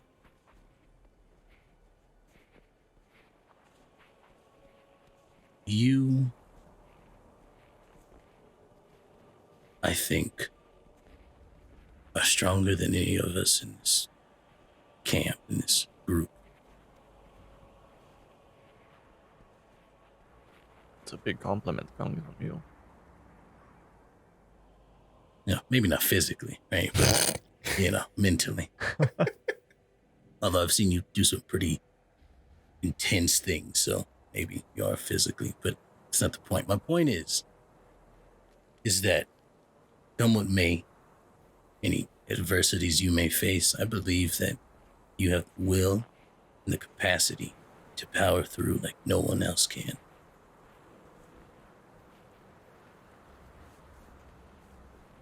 And when you reach the other side, when we take down that piece of shit. Motherfucker. For you, quite literally, right? But Yeah. Yeah, that's what I was gonna That say. was my Raymond. She like you're just taken aback a little bit and it's like, Fuck. that's you know it to be true. What Look into would your you- heart. yeah. No, I know. It just I forget sometimes. It's not. What were you saying? I won't tell Vaughn. I know they'll be insufferable about it. But what I'm saying is that once it's all over, I have no doubt in my mind that out of all of us, for better or for worse, you'll make it through most intact. You think afterward, you think I should go on, even though I bear his curse?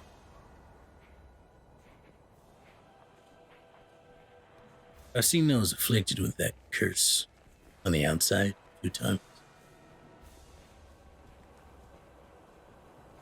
There's stories about maybe being lifted. So, if you don't want it, maybe a chance for you outside. You give anything to be rid of it.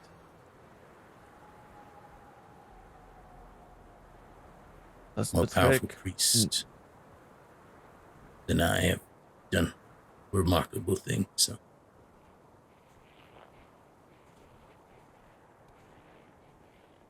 And what about you? You really want to keep this power after you kill him? I don't know if I have a choice.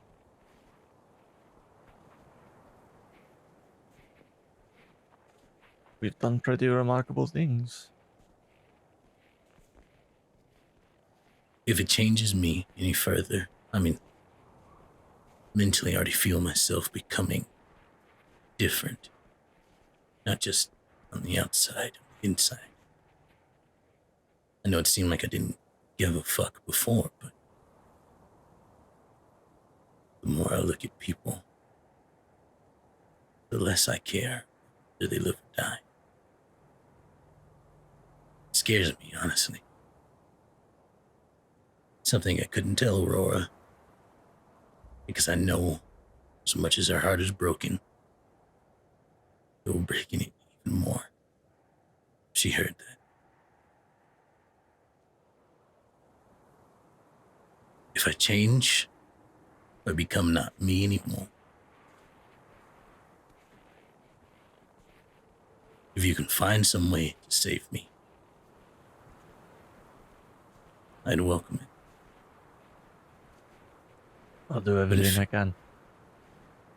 If you can't, I'd rather my wife be a widow than husband to a monster.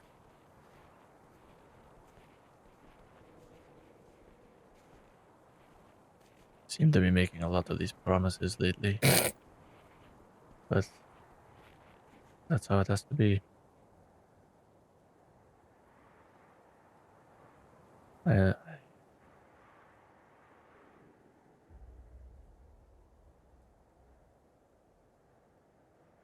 Let's not let it come to that, huh? We'll find a way. Both of us. Yeah. Both of us. So, the silence once again meets each of you as you finish up your watch. Beatrice and Vaughn come and relieve you of your watch. And the morning comes. The only thing I'll say is a note that whenever Vaughn and Beatrice are alone, and like for sure alone, Beatrice starts going about with her hat off. Okay. Oh, interesting. Okay. But only when I know that no one else is around. Right. So, the morning comes, and before we get to the next day of this journey, we are going to go to break. Tonight, we are going to be giving away a free copy of The Quiet Year. It is a map game. You get to define the struggles of a post-apocalyptic community and attempt to build something good within their quiet year. Every decision, every action is set against a backdrop of dwindling time and rising concern. Cool. Yeah, it looks like a lot of fun. I'd love to... Wonder how we would be able to stream. I would love to do that one day. But anyways, you can get your own free copy of The Quiet Year if you join our giveaway by typing in the code !snow. So we are going to be going to break right now. We will see you all in 15 minutes. Bye, everybody. Bye. Bye.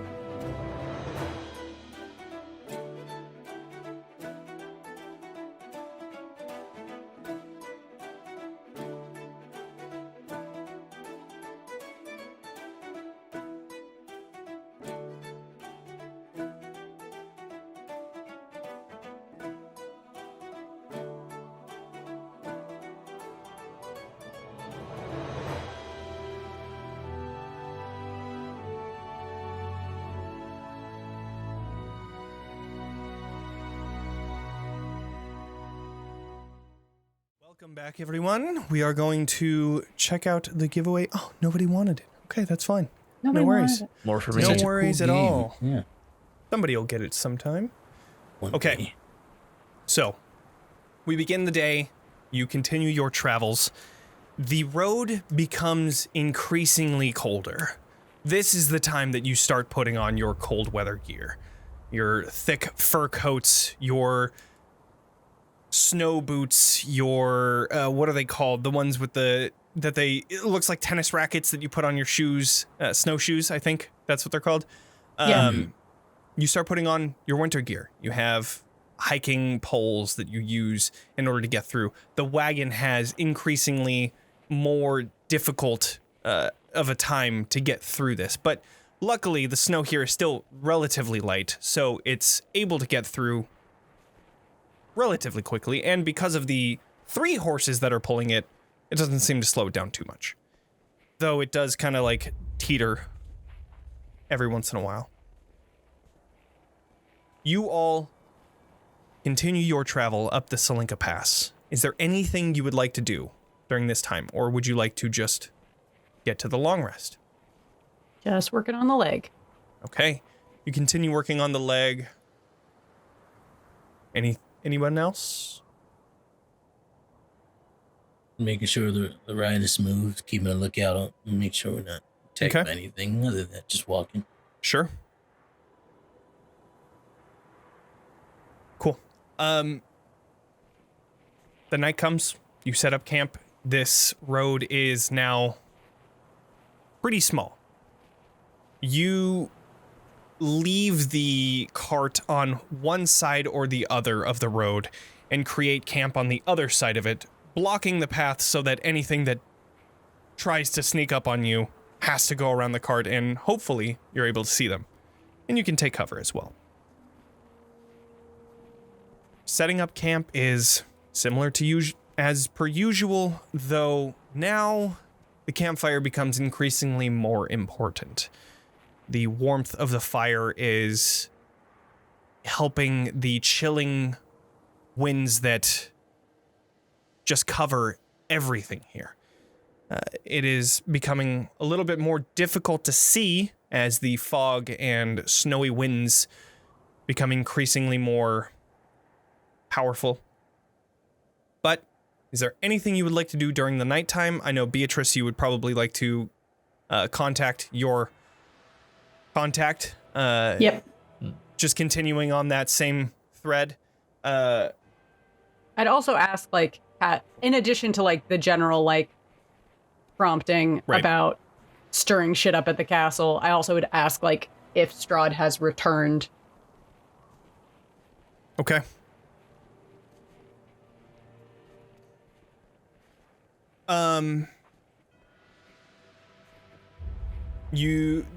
They respond saying, I'm trying to see if jealousy will create some sort of drama in the castle. So far, nothing. Yes, he's returned. He returned a couple days ago.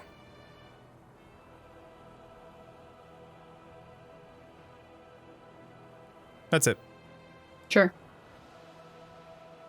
So, as the night continues on, is there anything anyone would like to do? Also, Beatrice, I would say that you finish up the leg before bed. So, Sure. I like to think that you added some like metallic casing to the wood as well. Not only did you add that knife and the socket, easy release, but I just imagine, similar to your prosthetic leg, a more like metallic covering of the wood that's already there, like accentuating the art, that the like wood carving art that they put into this prosthetic leg. And it's just like this beautiful design of like this spiraling metal that just curves around each of the carves and creates this shimmer outside of something that typically wouldn't.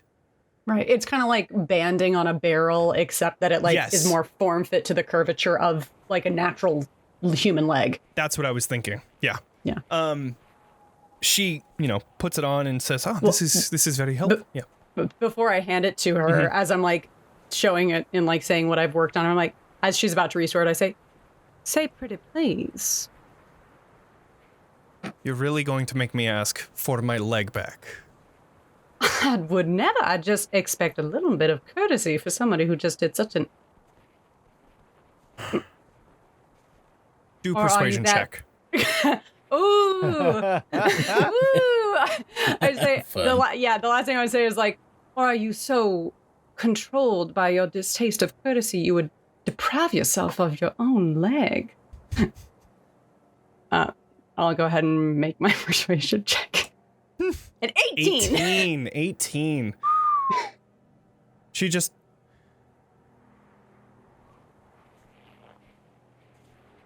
You're really going to make me do this. Oh my god.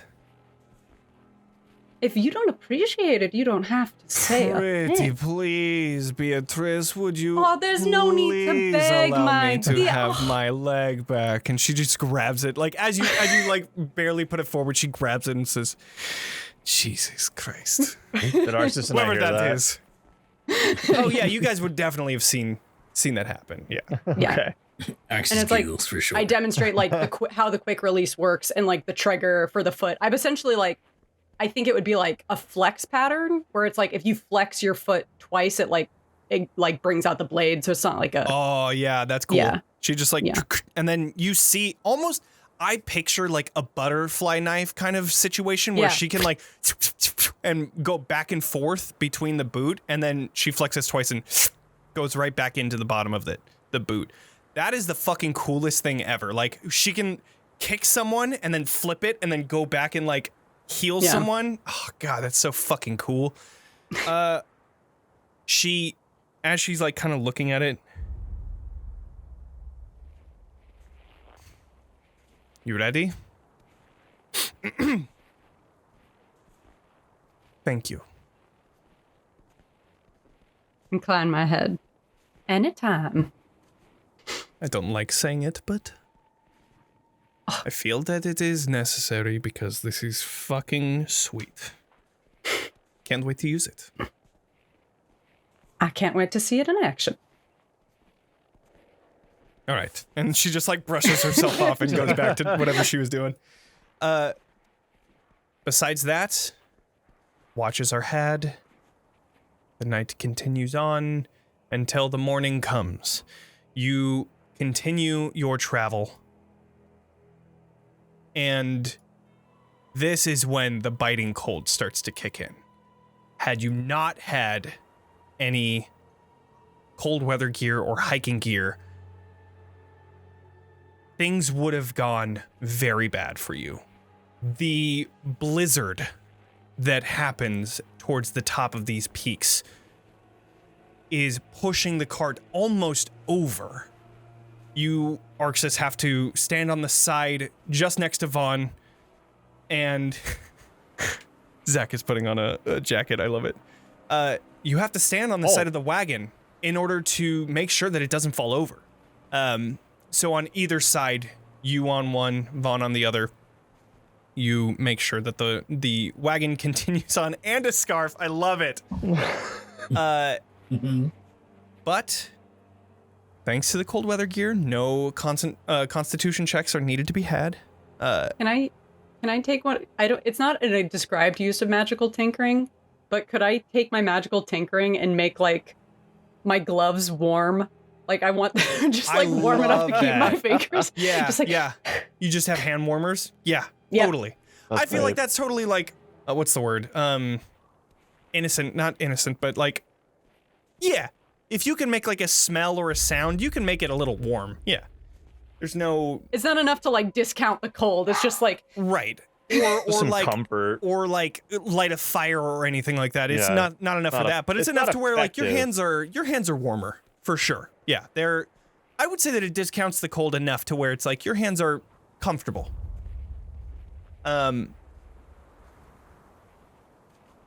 Y'all got to stop talking about the cold, or I'm gonna make a Frozen joke. I am holding it back with all of my strength. Just be careful. I'm warning you. At this point on the road, you see that the road turns around a mountain.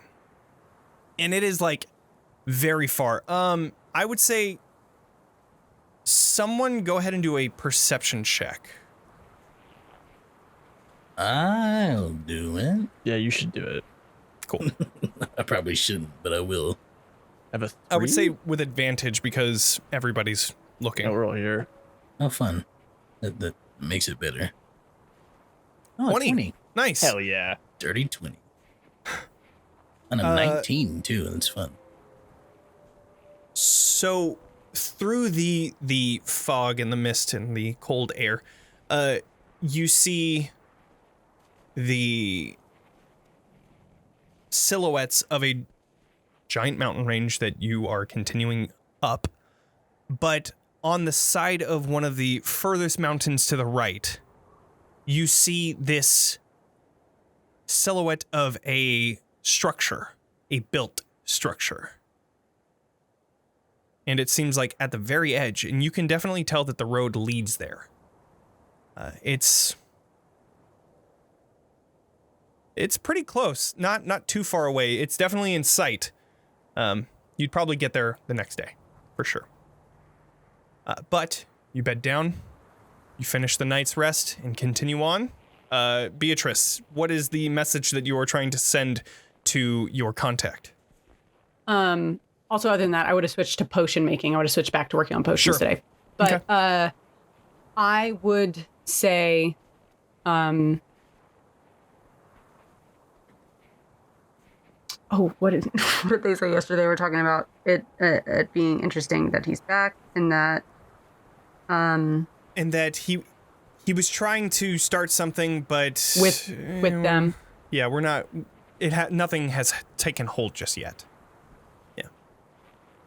I would say, I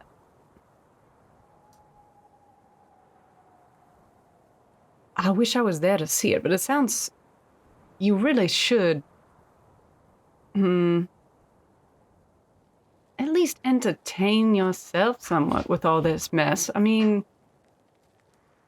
when's the last time one of their hair combs went missing? Irina certainly could use some ornamentation. Oh shit, not the hair comb. That's your message? They have plenty of baubles to spare. You just get this, like, Beatrice.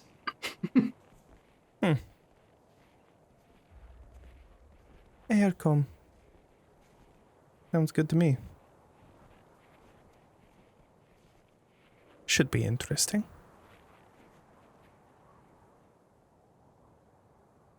The abbot is still here, though having more of a close watch over Irina. Tatiana. I'll wait until he looks away. And that is the message. Sure. So, the morning comes, and you continue. Oh, go ahead, Katya. I just have a quick question. Sure. I don't know how much we've like really established where I sit on the spectrum of like living and dead, somewhere in between there. So, how cold am I actually, being a vampire and all? I think. So I know that vampires have like resistance to poison, I believe. I don't think they have resistance to cold. I would say that it is still very cold. Okay, still affecting me? Yeah, still affecting. Okay. Yeah. I was just curious because like I don't need to breathe. So like there are some like undead things. I didn't know where I fell on this one. Right. Yeah, I would say that you still feel the cold. Just like any other type of like cold magic or anything like that. Like when Johans would have his cold magic nearby, you still felt that chill. Right. Same thing. Yeah. Okay. Just want to make sure. That's it. So, okay, go ahead. Just wanted to do I feel like all too perfectly, like timed too perfectly. Not because he knows anything, or just because sometimes things happen like that. Arxes walks into the workshop right as Beatrice finishes doing the message thing. Again, not because he knows anything, just like it's just timed all too well. Mm-hmm. Beatrice quickly takes it and stows it in a pocket. Arxes, you don't usually visit my abode. I've been in a talkative mood lately. You and Vaughn are getting along quite well, right?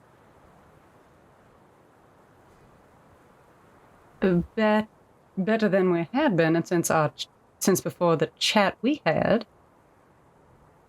That's Did good. they say something to you? Something wrong? No, they told me that you were friends now. So.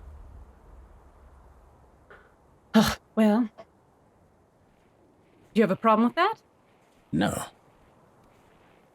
Not at all, but Vaughn needs friends. I just wanted to check in with you, see how you were doing. You okay? Beatrice's eye narrows. No ulterior motives, I promise. Just an old man worrying about the people he's traveling with.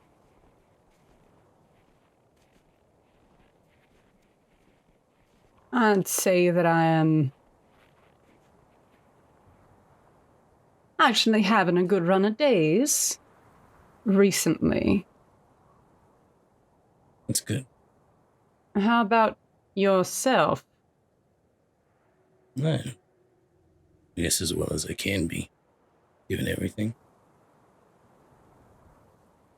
I don't mean to intrude. Just wanted to make sure everyone's okay. You know, everything. We're about to do something pretty big. So Can I make an insight check on Arxes? Yeah. Because I feel like I feel like it's a thing where he wants to get caught in something. Like that's what I'm getting. Sure. Yeah, go ahead and roll an insight. And Arxes, go ahead and just roll a d20, adding your deception or persuasion, I would say. all right, I will Either roll, one. A 20, but not natural 20. I will do persuasion. Okay. Oh, sorry, that is not supposed to be an advantage. That's fine. 6, which is a natural 1, actually. Yeah. This is the vibe that Beatrice is getting. How true is that? What is Arxes' motives? He said that there's no ulterior motives, but people don't just go out of their way to do things without reason. He actually seems genuinely concerned about everybody's doing. You see that he's talked to everybody so far except Vaughn. There is a bit of something else to it. I mean, a natural one. I feel like he's an open book. Mostly it's really is a hint of we're about to do something intense and I want to make sure everybody's okay. And two, you can feel like the talk he's trying to have with you is kind of like a goodbye. That's what I was also getting to. Yeah.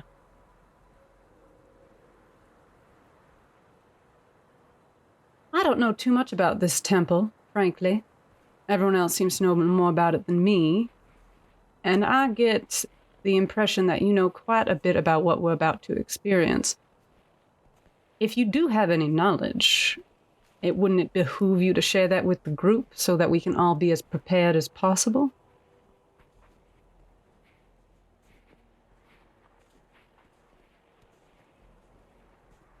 I don't know as much as anybody else, I don't think. I only know what Katya's told me. Or us. I'm going to come into DM. Do a deception check. And Beatrice, go ahead and do an insight check. Yep. Oh no! 20 for no. Arxes. Oh no. 14. I'm like, that is very unlikely I'll beat it. Yeah. Seems forthright. At least about the, I don't know anything else. About the temple, but I can still assume there is like this goodbye thing. Yeah, you still feel that for sure. But as far as like him knowing anything else, no. I just wanted to check on you though. If you're good, then I'm good too. I'll leave you to your work. Arxes, Yeah. do you have an escape plan for yourself? What do you mean?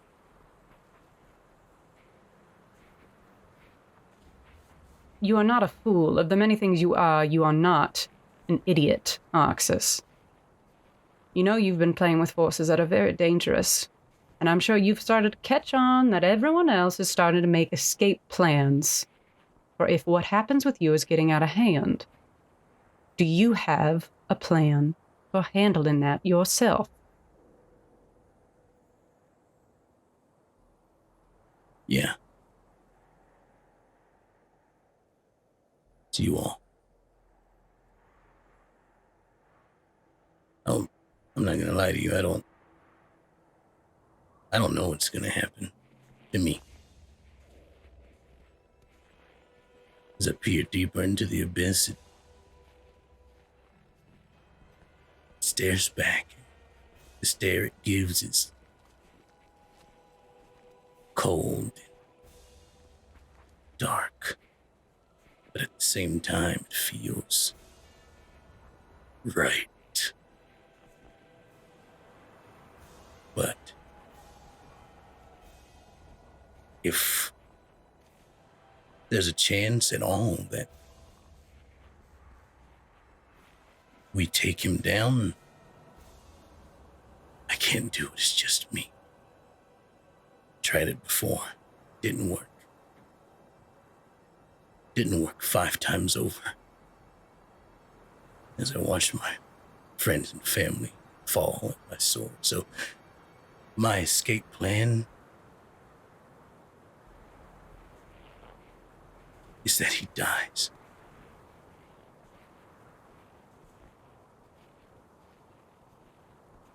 And that if I'm too far gone, that you all do to me what we did to him.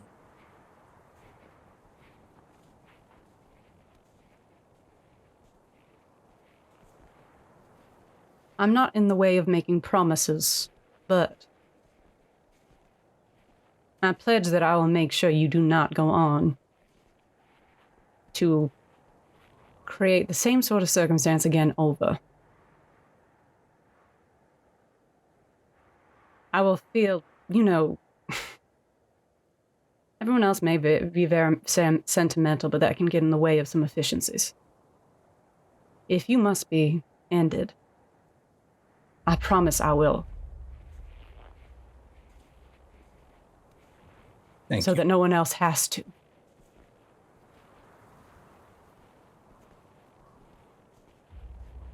He starts to turn away, but then he stops and he goes, without turning back, he just goes, if you can't, and if you figure out some way out, take them with you. You know who I mean. Of course. Look forward to battling alongside you again, Beatrice. For as long as that lasts. Good night, best crafter. So, I believe that's it for the night, right? Okay. The next morning comes, you continue your travel. And as you saw the night before, or the evening of, you come to a shelf of rock in which the mountain road clings and grows more and more narrow. To your left, you see the icy cliffs rising sharply towards the dark rolling clouds ahead or above. And to your right, the ground falls away into a sea of fog. Ahead, through the wind and snow, you see a high wall of black stone lined with spikes and topped by statues of demonic vultures with horned heads. Set in the center of the wall is a closed iron portcullis behind which you see a curtain of green flames. On the other side of this dark wall, gripping the mountain's edge just on the right of it, you see a guard tower of white stone topped with golden statues of mighty warriors. And as you come closer to the tower and the portcullis, it begins to open, as if beckoning you within.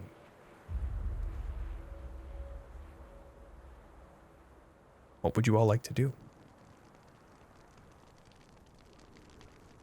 I want to send John to scout. Okay. You release John from the harness that he has and send him forward towards the portcullis. As he gets closer to the gatehouse, nothing seems to happen. Nothing jumps out. Nothing attacks.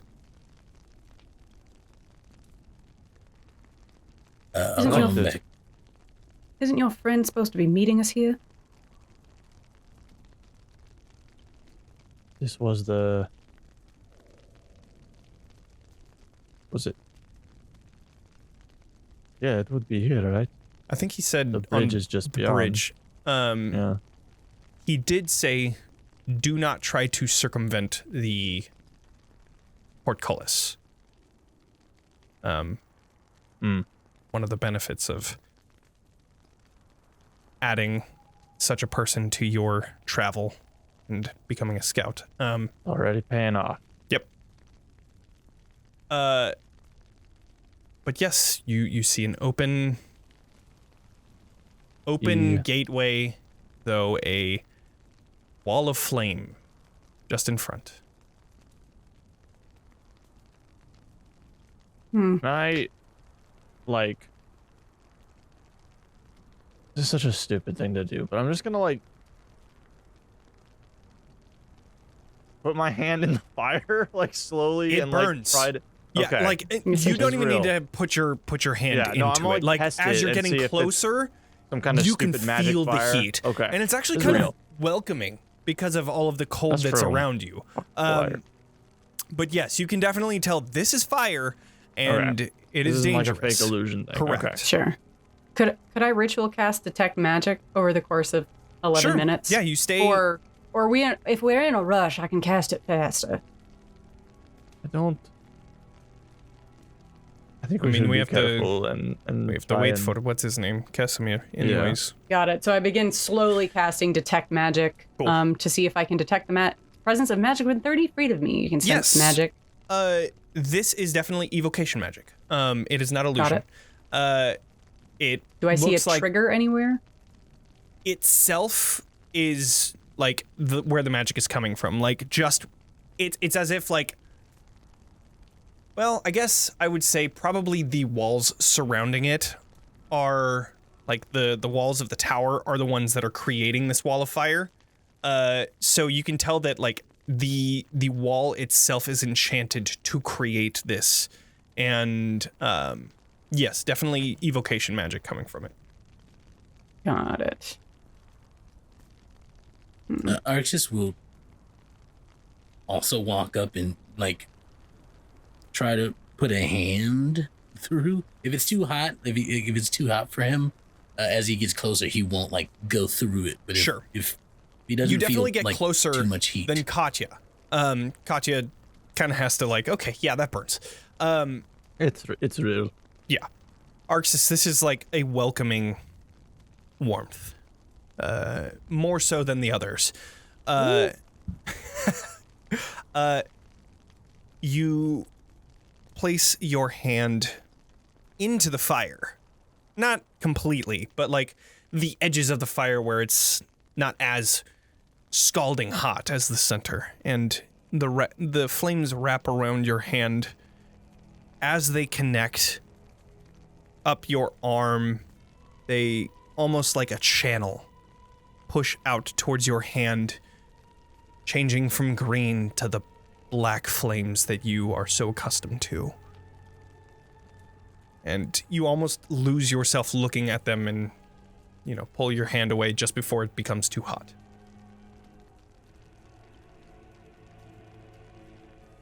Oh, they didn't open it. Well, and I don't see any kind of, like, triggers or arcane language. There's no, like, speak, friend, and enter type thing that's written anywhere. Go ahead and do a, I would say, investigation check as you're kind of, like, looking around everything. I will help. Sure. I also want to help. Okay. Well, 22 in itself. You could try to see if you get higher. 22 exactly. Oh, that was intimidation. rolled That's this actually wrong 24. one. 24. And you Or got whatever. 24 again. Cool. There we go. What's So, going on? crazy. I So, swear I am not manipulating the dice roller. Are you sure? you feel pretty confident. There is no, like, speak, friend, or enter. But you definitely tell that this is coming from the wall. You can see, like, runes that are carved into the side of it, creating this fire. But yeah, no like password or anything like that to get through. Well, we can either destroy the arch, which might be a bit of a problem. The only other option I have is I could summon some wind wall to try and create a passage for us, but that is a quite high level spell. So are we going to be... If we would like, I can certainly try that. Let me ping it in the chat so you can take a Sure. look at it first. Sure. But I'm thinking, could I, like... I know it can, like, prevent gaseous things. I'm wondering if I could make an argument that it would, like, be able to essentially form a tunnel Right. that, like, I We would could put a just, like, wall on zip either through. side, and then we could walk, and it would, like, essentially force back some of the fire. I would say that you know that it would have an effect for sure. So I guess, yeah, the wind itself, you'll create, like, a wall of it that is 1 foot thick. Right, so what I'm thinking is I create, like, a line of it up, like, it extends from our side, goes through the portal on the right side, loops around, and then comes back on the other side. so that you can so we create, wouldn't be like, walking in the wall, but Right. essentially creating, like, between it. between it, yeah. Okay. It is definitely possible. Sure. And, yeah,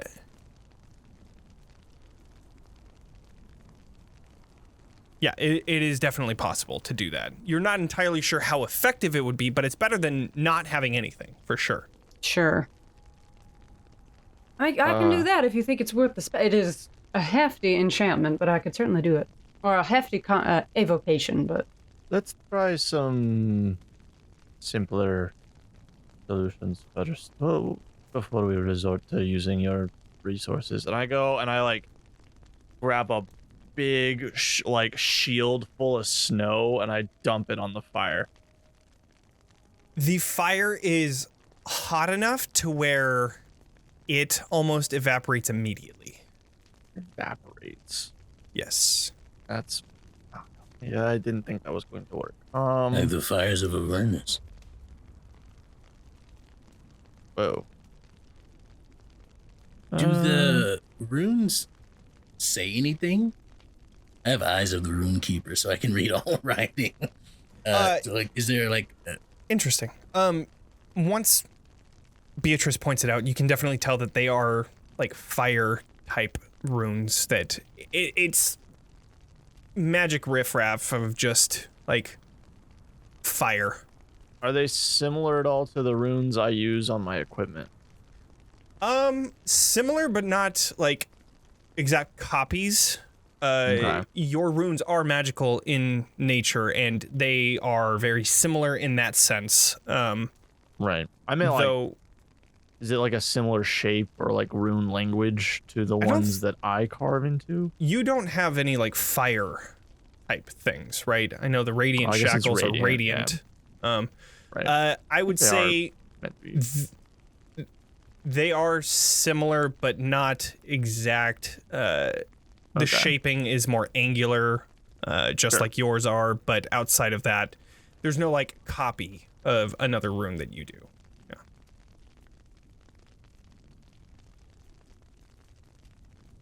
I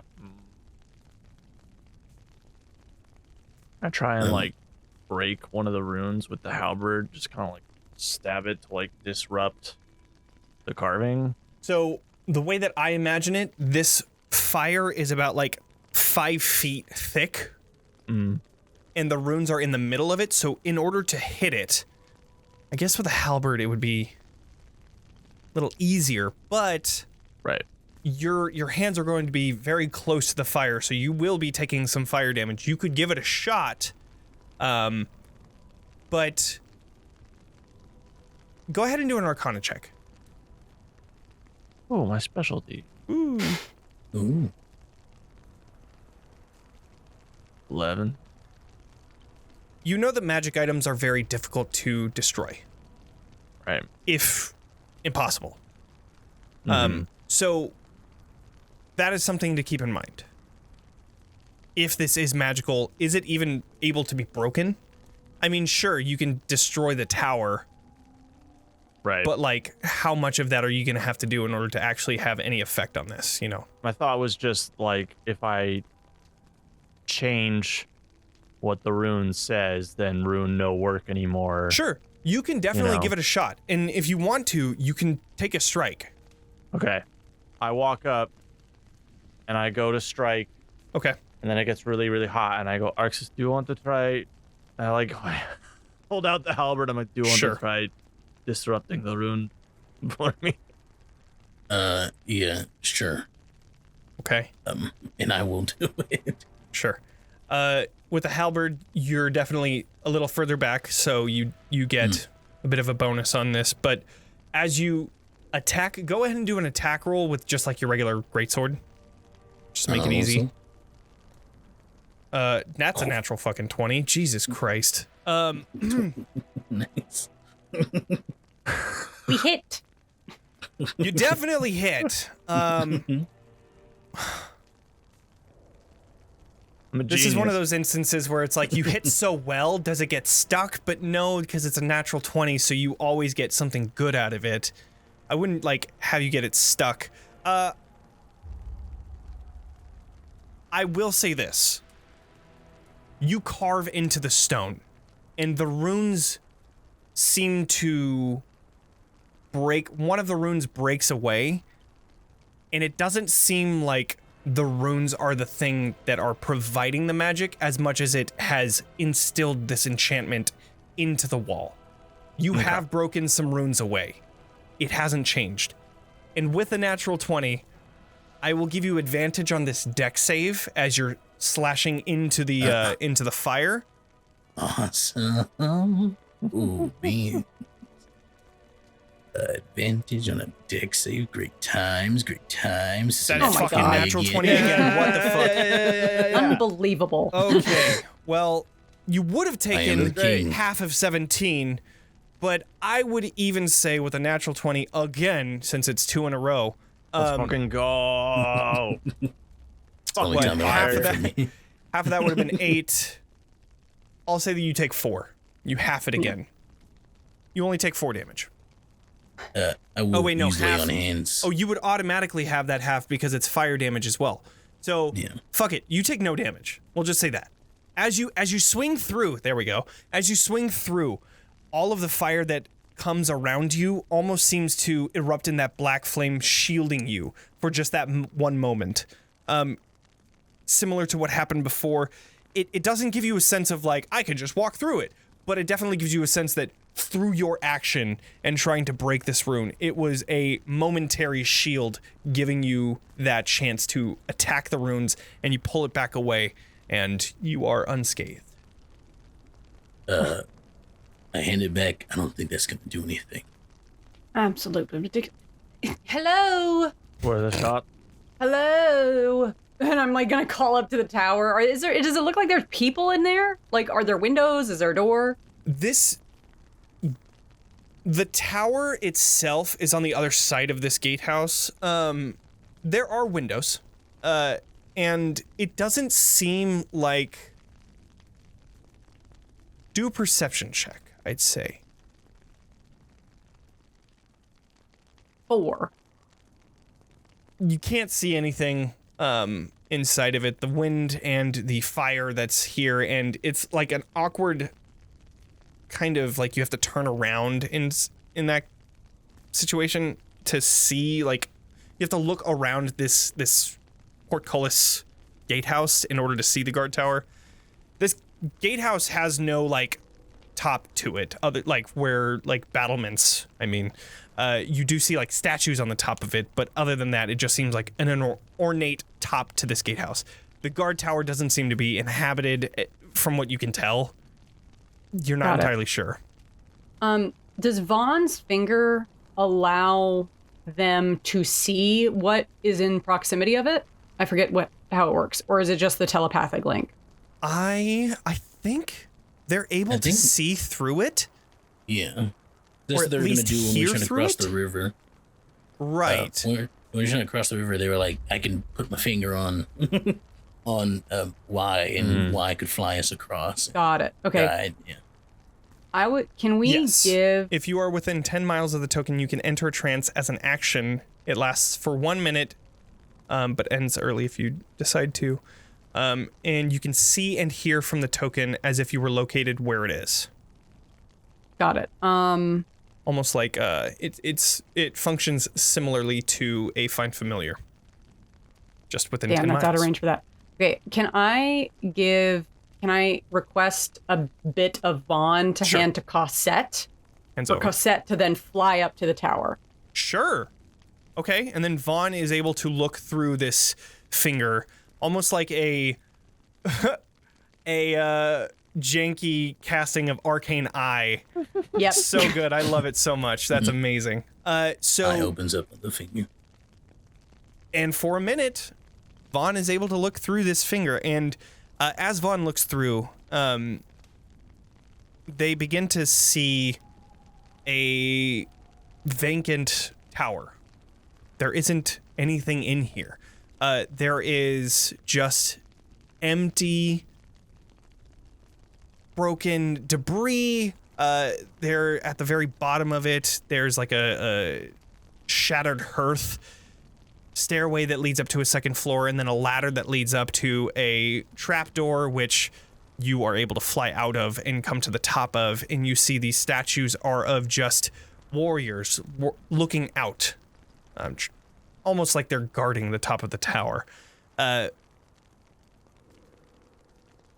And I would say, I'll just do a perception check for them. They come back pretty confident that there's nothing in there. Got it. Yeah. It just seems to be like a place where you can hold out. Hold up. Bunker down, that's the word. Hunker down. There you go. I was thinking Tucker, and I was like, that's not right. You could Is like it bunker down. Bunker. Bunker. I thought it was bunkered down. Yeah, bunker, because like a bunker. I think it's either one. Right, It's no, like- I know. Yeah. Yeah. You can bunker down here and like protect yourself from the weather. Got it. And That's the only could value. I request that we could have taken a closer look at the hearth and the statues, or is Sure. that not possible since it was Vaughn making? No, Like, absolutely. Can we take a look at the hearth and see if there's any runes around the hearth? Does Sure. it seem to be in any way enchanted? So yeah, I'll do not too bad. I'm gonna roll on here because I have their character sheet, so I'll just do that next time. But hearth looks Normal. doesn't look very nothing pops out like ooh, magical. Magical. And then the statues, I just want to, like, are they, how do I ask this? Is there anything in the way that they're posed that looks too organic, or do they look like is there a chance these are petrified people? Sure. First off, you see that they're made of gold. Gold plated. Sure. Falsy. So unless this gold was poured on top of a stone statue of, you know, somebody that is petrified, you're guessing probably not. These statues, they face outward, all of them female, and each of them holding a lance. It does seem like they're like, you know, guarding whatever might be at the center of this rooftop, but after looking over and over and over again, there's nothing here. There really isn't. And I mean, that kind of limits, it's limited to that 1 minute that you have. Right. It's, you know, a quick look around, and just based off of that, it doesn't seem like there's anything here. It doesn't seem like there's any sort of triggering mechanism within the tower. I think other than just running on through this, I unfortunately don't have a means of dispelling this. Neither At least- do I. Yeah. Well, none of my There's- ideas work. There's one thing I could try. Might be a long shot. Probably is a long shot, honestly. But, I mean... One moment. And then he like walks away back towards the cart, but not all the way there, like out of earshot from everybody. Basically, just moves away. And he goes, I was just gonna say that I'm king and I should kingmaker. Are you there?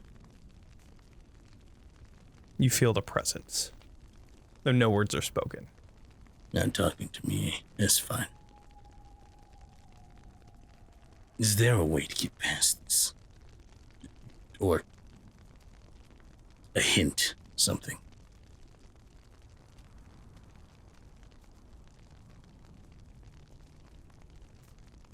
Three words, and only 3 words before he disconnects from this. Forged in flame.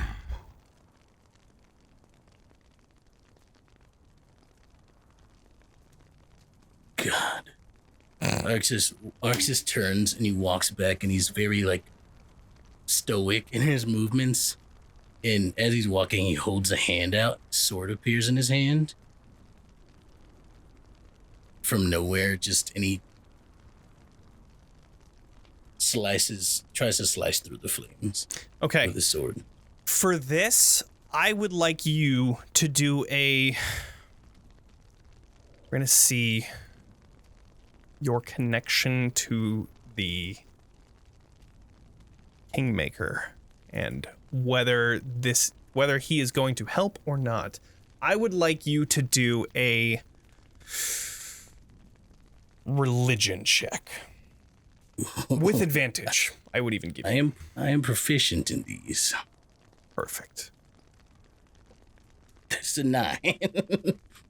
Oh, wait. Yeah. Can I give you a flash of genius +5? Okay. 14. Hey. I would say this is what happens.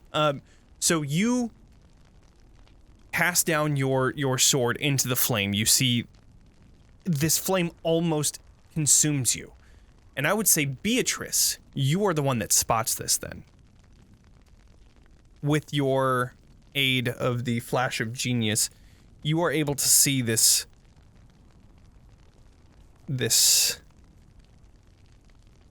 flame begin to come from Arxes' torso and meet this green flame. And the flame itself, only for just a moment, you can see it looks like an arm that completely encases Arxes'. It ends in like these giant claws, and it pulses into this flame, creating a torrent of now black flame. In which case, Arxes, you have your hand into it. This pulse of energy shoots out from it, and you feel no fire.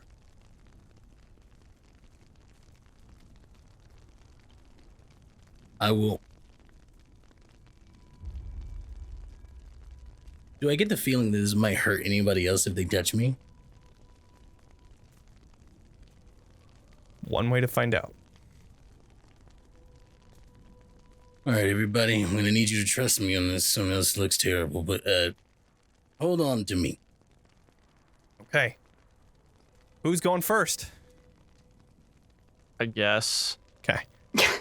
Katya.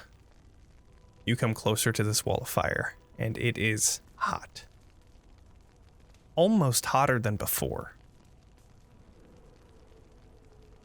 But yet, Arxes, you feel no flame.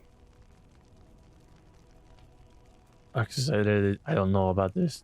It feels even hotter than before. Okay. I'm gonna try something then, and I'm going to reach out with my other hand. Okay. And try to pull the fire back if I can. Like a and curtain? walk through.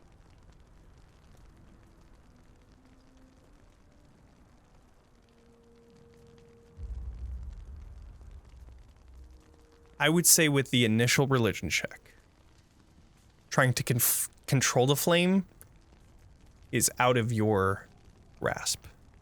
You try to move it, willing the fire to move out of the way to create a safe passage, but unfortunately it does not. Then I will just walk. I will just try to move through it. You walk through, no damage. The flame almost erupting even more. As you all see, I would say the only one that would be able to do this is Beatrice. Go ahead and do a perception check. Okie dokie. 20. 20. For the briefest of moments, you see an outline of something encasing Arxes in this black flame. And then it's gone. As Arxes, you make your way onto the other side of this curtain of flame, and it changes back to the green. You were safe to go through, but it seems the others were not. Can you see anything on the other side? Do I? Go ahead and do an investigation check. Ooh, let me turn off advantage. Not my strong suit. It's not bad. I'll give you a flash of genius. Sure, Don't forget to check. Yeah. 16. 16, you still feel... No, nothing around here. Nothing I can see. Beatrice, with all of this, you are starting to get the feeling that, I mean, this is the Amber Temple. This is going towards the Amber Temple. You know nobody is supposed to go this way. Yeah. And this just seems like a deterrent, or better yet, a way to kill people if they try to make their way this way. This, outside of dispelling, this thing seems to be like locked in. She sort of like puts her hands on her hips and it's like, absolutely brute arcanomancer. I just, no sort of elegance at all. If we want to go through, we're going to have to do something magical for the rest of us. It seems that Arxes was allowed to pass. So I can, and I'll go ahead and I'll cast the wind wall. Okay. It definitely helps. You can see that the flames towards the center of the wind wall are died down. This will help. How long does it last? Oh, it's right there. Okay, so this lasts for a minute. Yeah, so we have to move quickly, but yeah. We can easily get through to the other side. I will say, what you normally don't get is a deck save with this. Let me just... You normally don't get a deck save, so I will give each of you a deck save in order to lessen the amount of damage that you get from this. Sure. So, Okay. every single person that goes through, including John, has to do a deck save. Poor John. I John's a horse. Let's see. John is a horse. Yes. Is the cart gonna go through? The cart is going to go through. It has Okay, to. cool. Right. John. I mean, unless you guys want to ditch it here, but Esmeralda wouldn't feel comfortable with that. No, I'd rather not. I don't think I have a way to protect it or do anything like that. We'll just have to For a moment, she's like, oh, shit, we're going to have to go through. Give me like a minute. And you see her go to the back of her cart and just starts. She asks for people to look away. But look away. I'm imagining that Beatrice would not. No, absolutely not. Okay. What are you doing? Go ahead and do a perception check. I'm just looking at the fire, trying to assess the situation. Sure. You get a +1. You see her fiddling with something. You're not entirely sure what it is. Sure. There's snow around here, right? There is. Yeah. I recommend we all pat ourselves down. It's going to be rather unpleasant, but we will dry off quickly given the heat of this. All right. Soak yourself down with cold water. Starts throwing snow at the side of the wagon. Some of it sticks, some of it not so much. But you cast the wind wall, and each of you are able to make your way through. No skill check required, other than the deck saves. So I would like, yes, go ahead. I don't suppose I could just Misty Step through this wall, could I? You could, yeah. I'll do that. Okay, you appear on the other side. I feel like, so here's my thing. I could also levitate the cart up and over, but my understanding is we're not supposed to circumvent it, right? That was like a thing, not to go That was around what it. Casimir said. Yeah. I would have said, like, it was recommended that we don't go around this gate. Yeah. Yes, for John. Yeah. It's just the thing. I mean, we also have the option of like, oh, you know what would have been freaking smart? We could have done the everyone get in the portable hole trick Shit. and have Arxes carry us through. Oh, dang it. Oh, damn. That would have been a great idea. Can you come back? But I could try. You could. I should have done that before. I would I could say- have grabbed it before I Misty Stepped. I wish I would have thought of that. Damn. Yeah. I would say, Yeah. Arxes, you come back to the flame.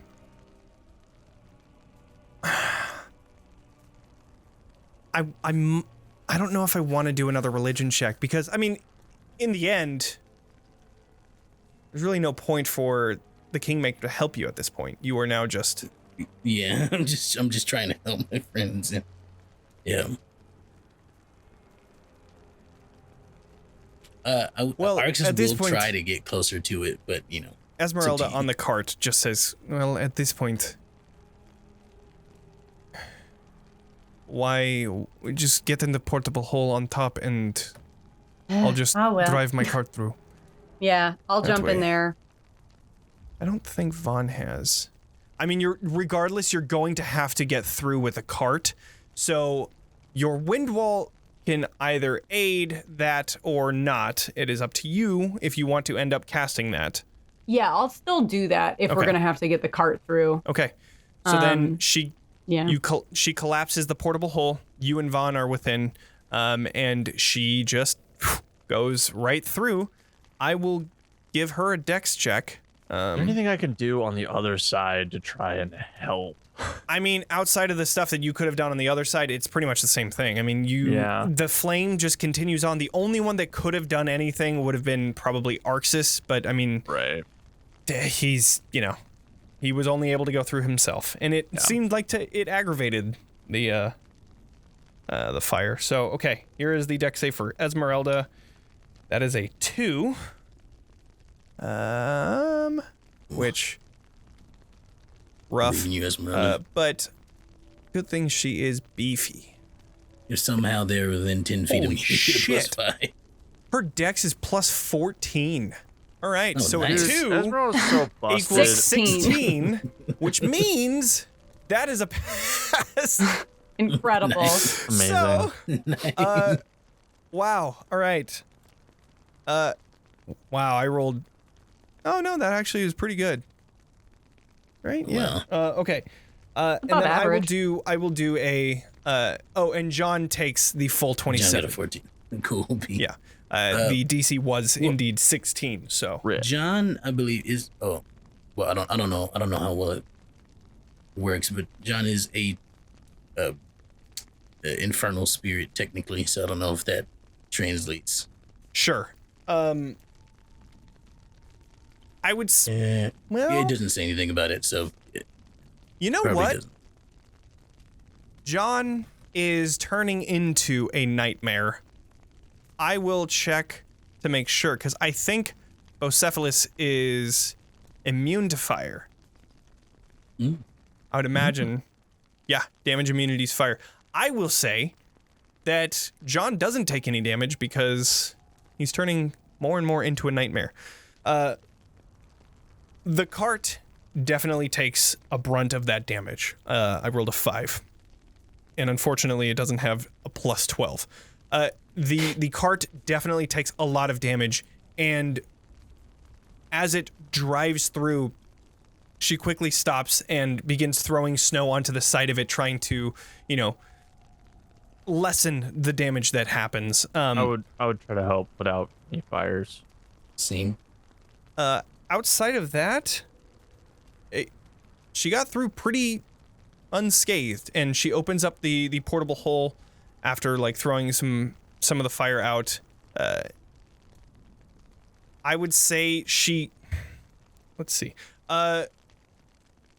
Beatrice, go ahead and roll I'll say a Tinker's Tools check. This is going to be a retcon, not retcon, but a intelligence?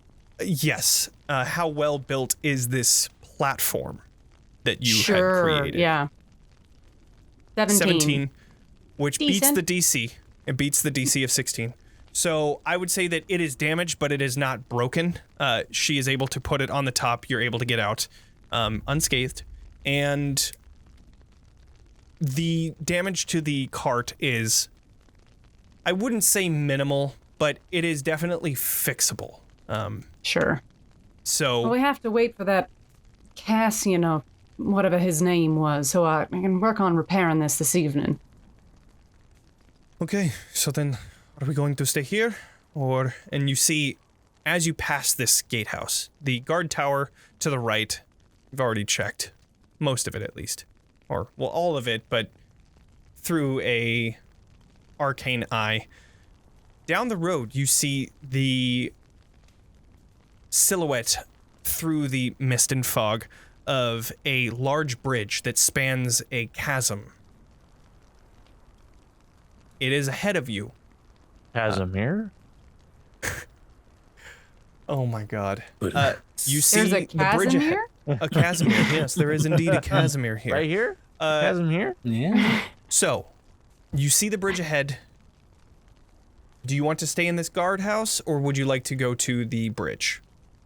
Up to you, either way. Are we supposed to meet him here or at the bridge? I believe he said at the bridge. I believe we're supposed to meet them at the bridge, yes. And maybe we should go and camp out there. Okay. As much You as do I see would guard love- towers on either side of the bridge as well. So, if you don't go here, you can definitely go there. That'd work. All right. One sec. Just opening up the descriptions of stuff. So,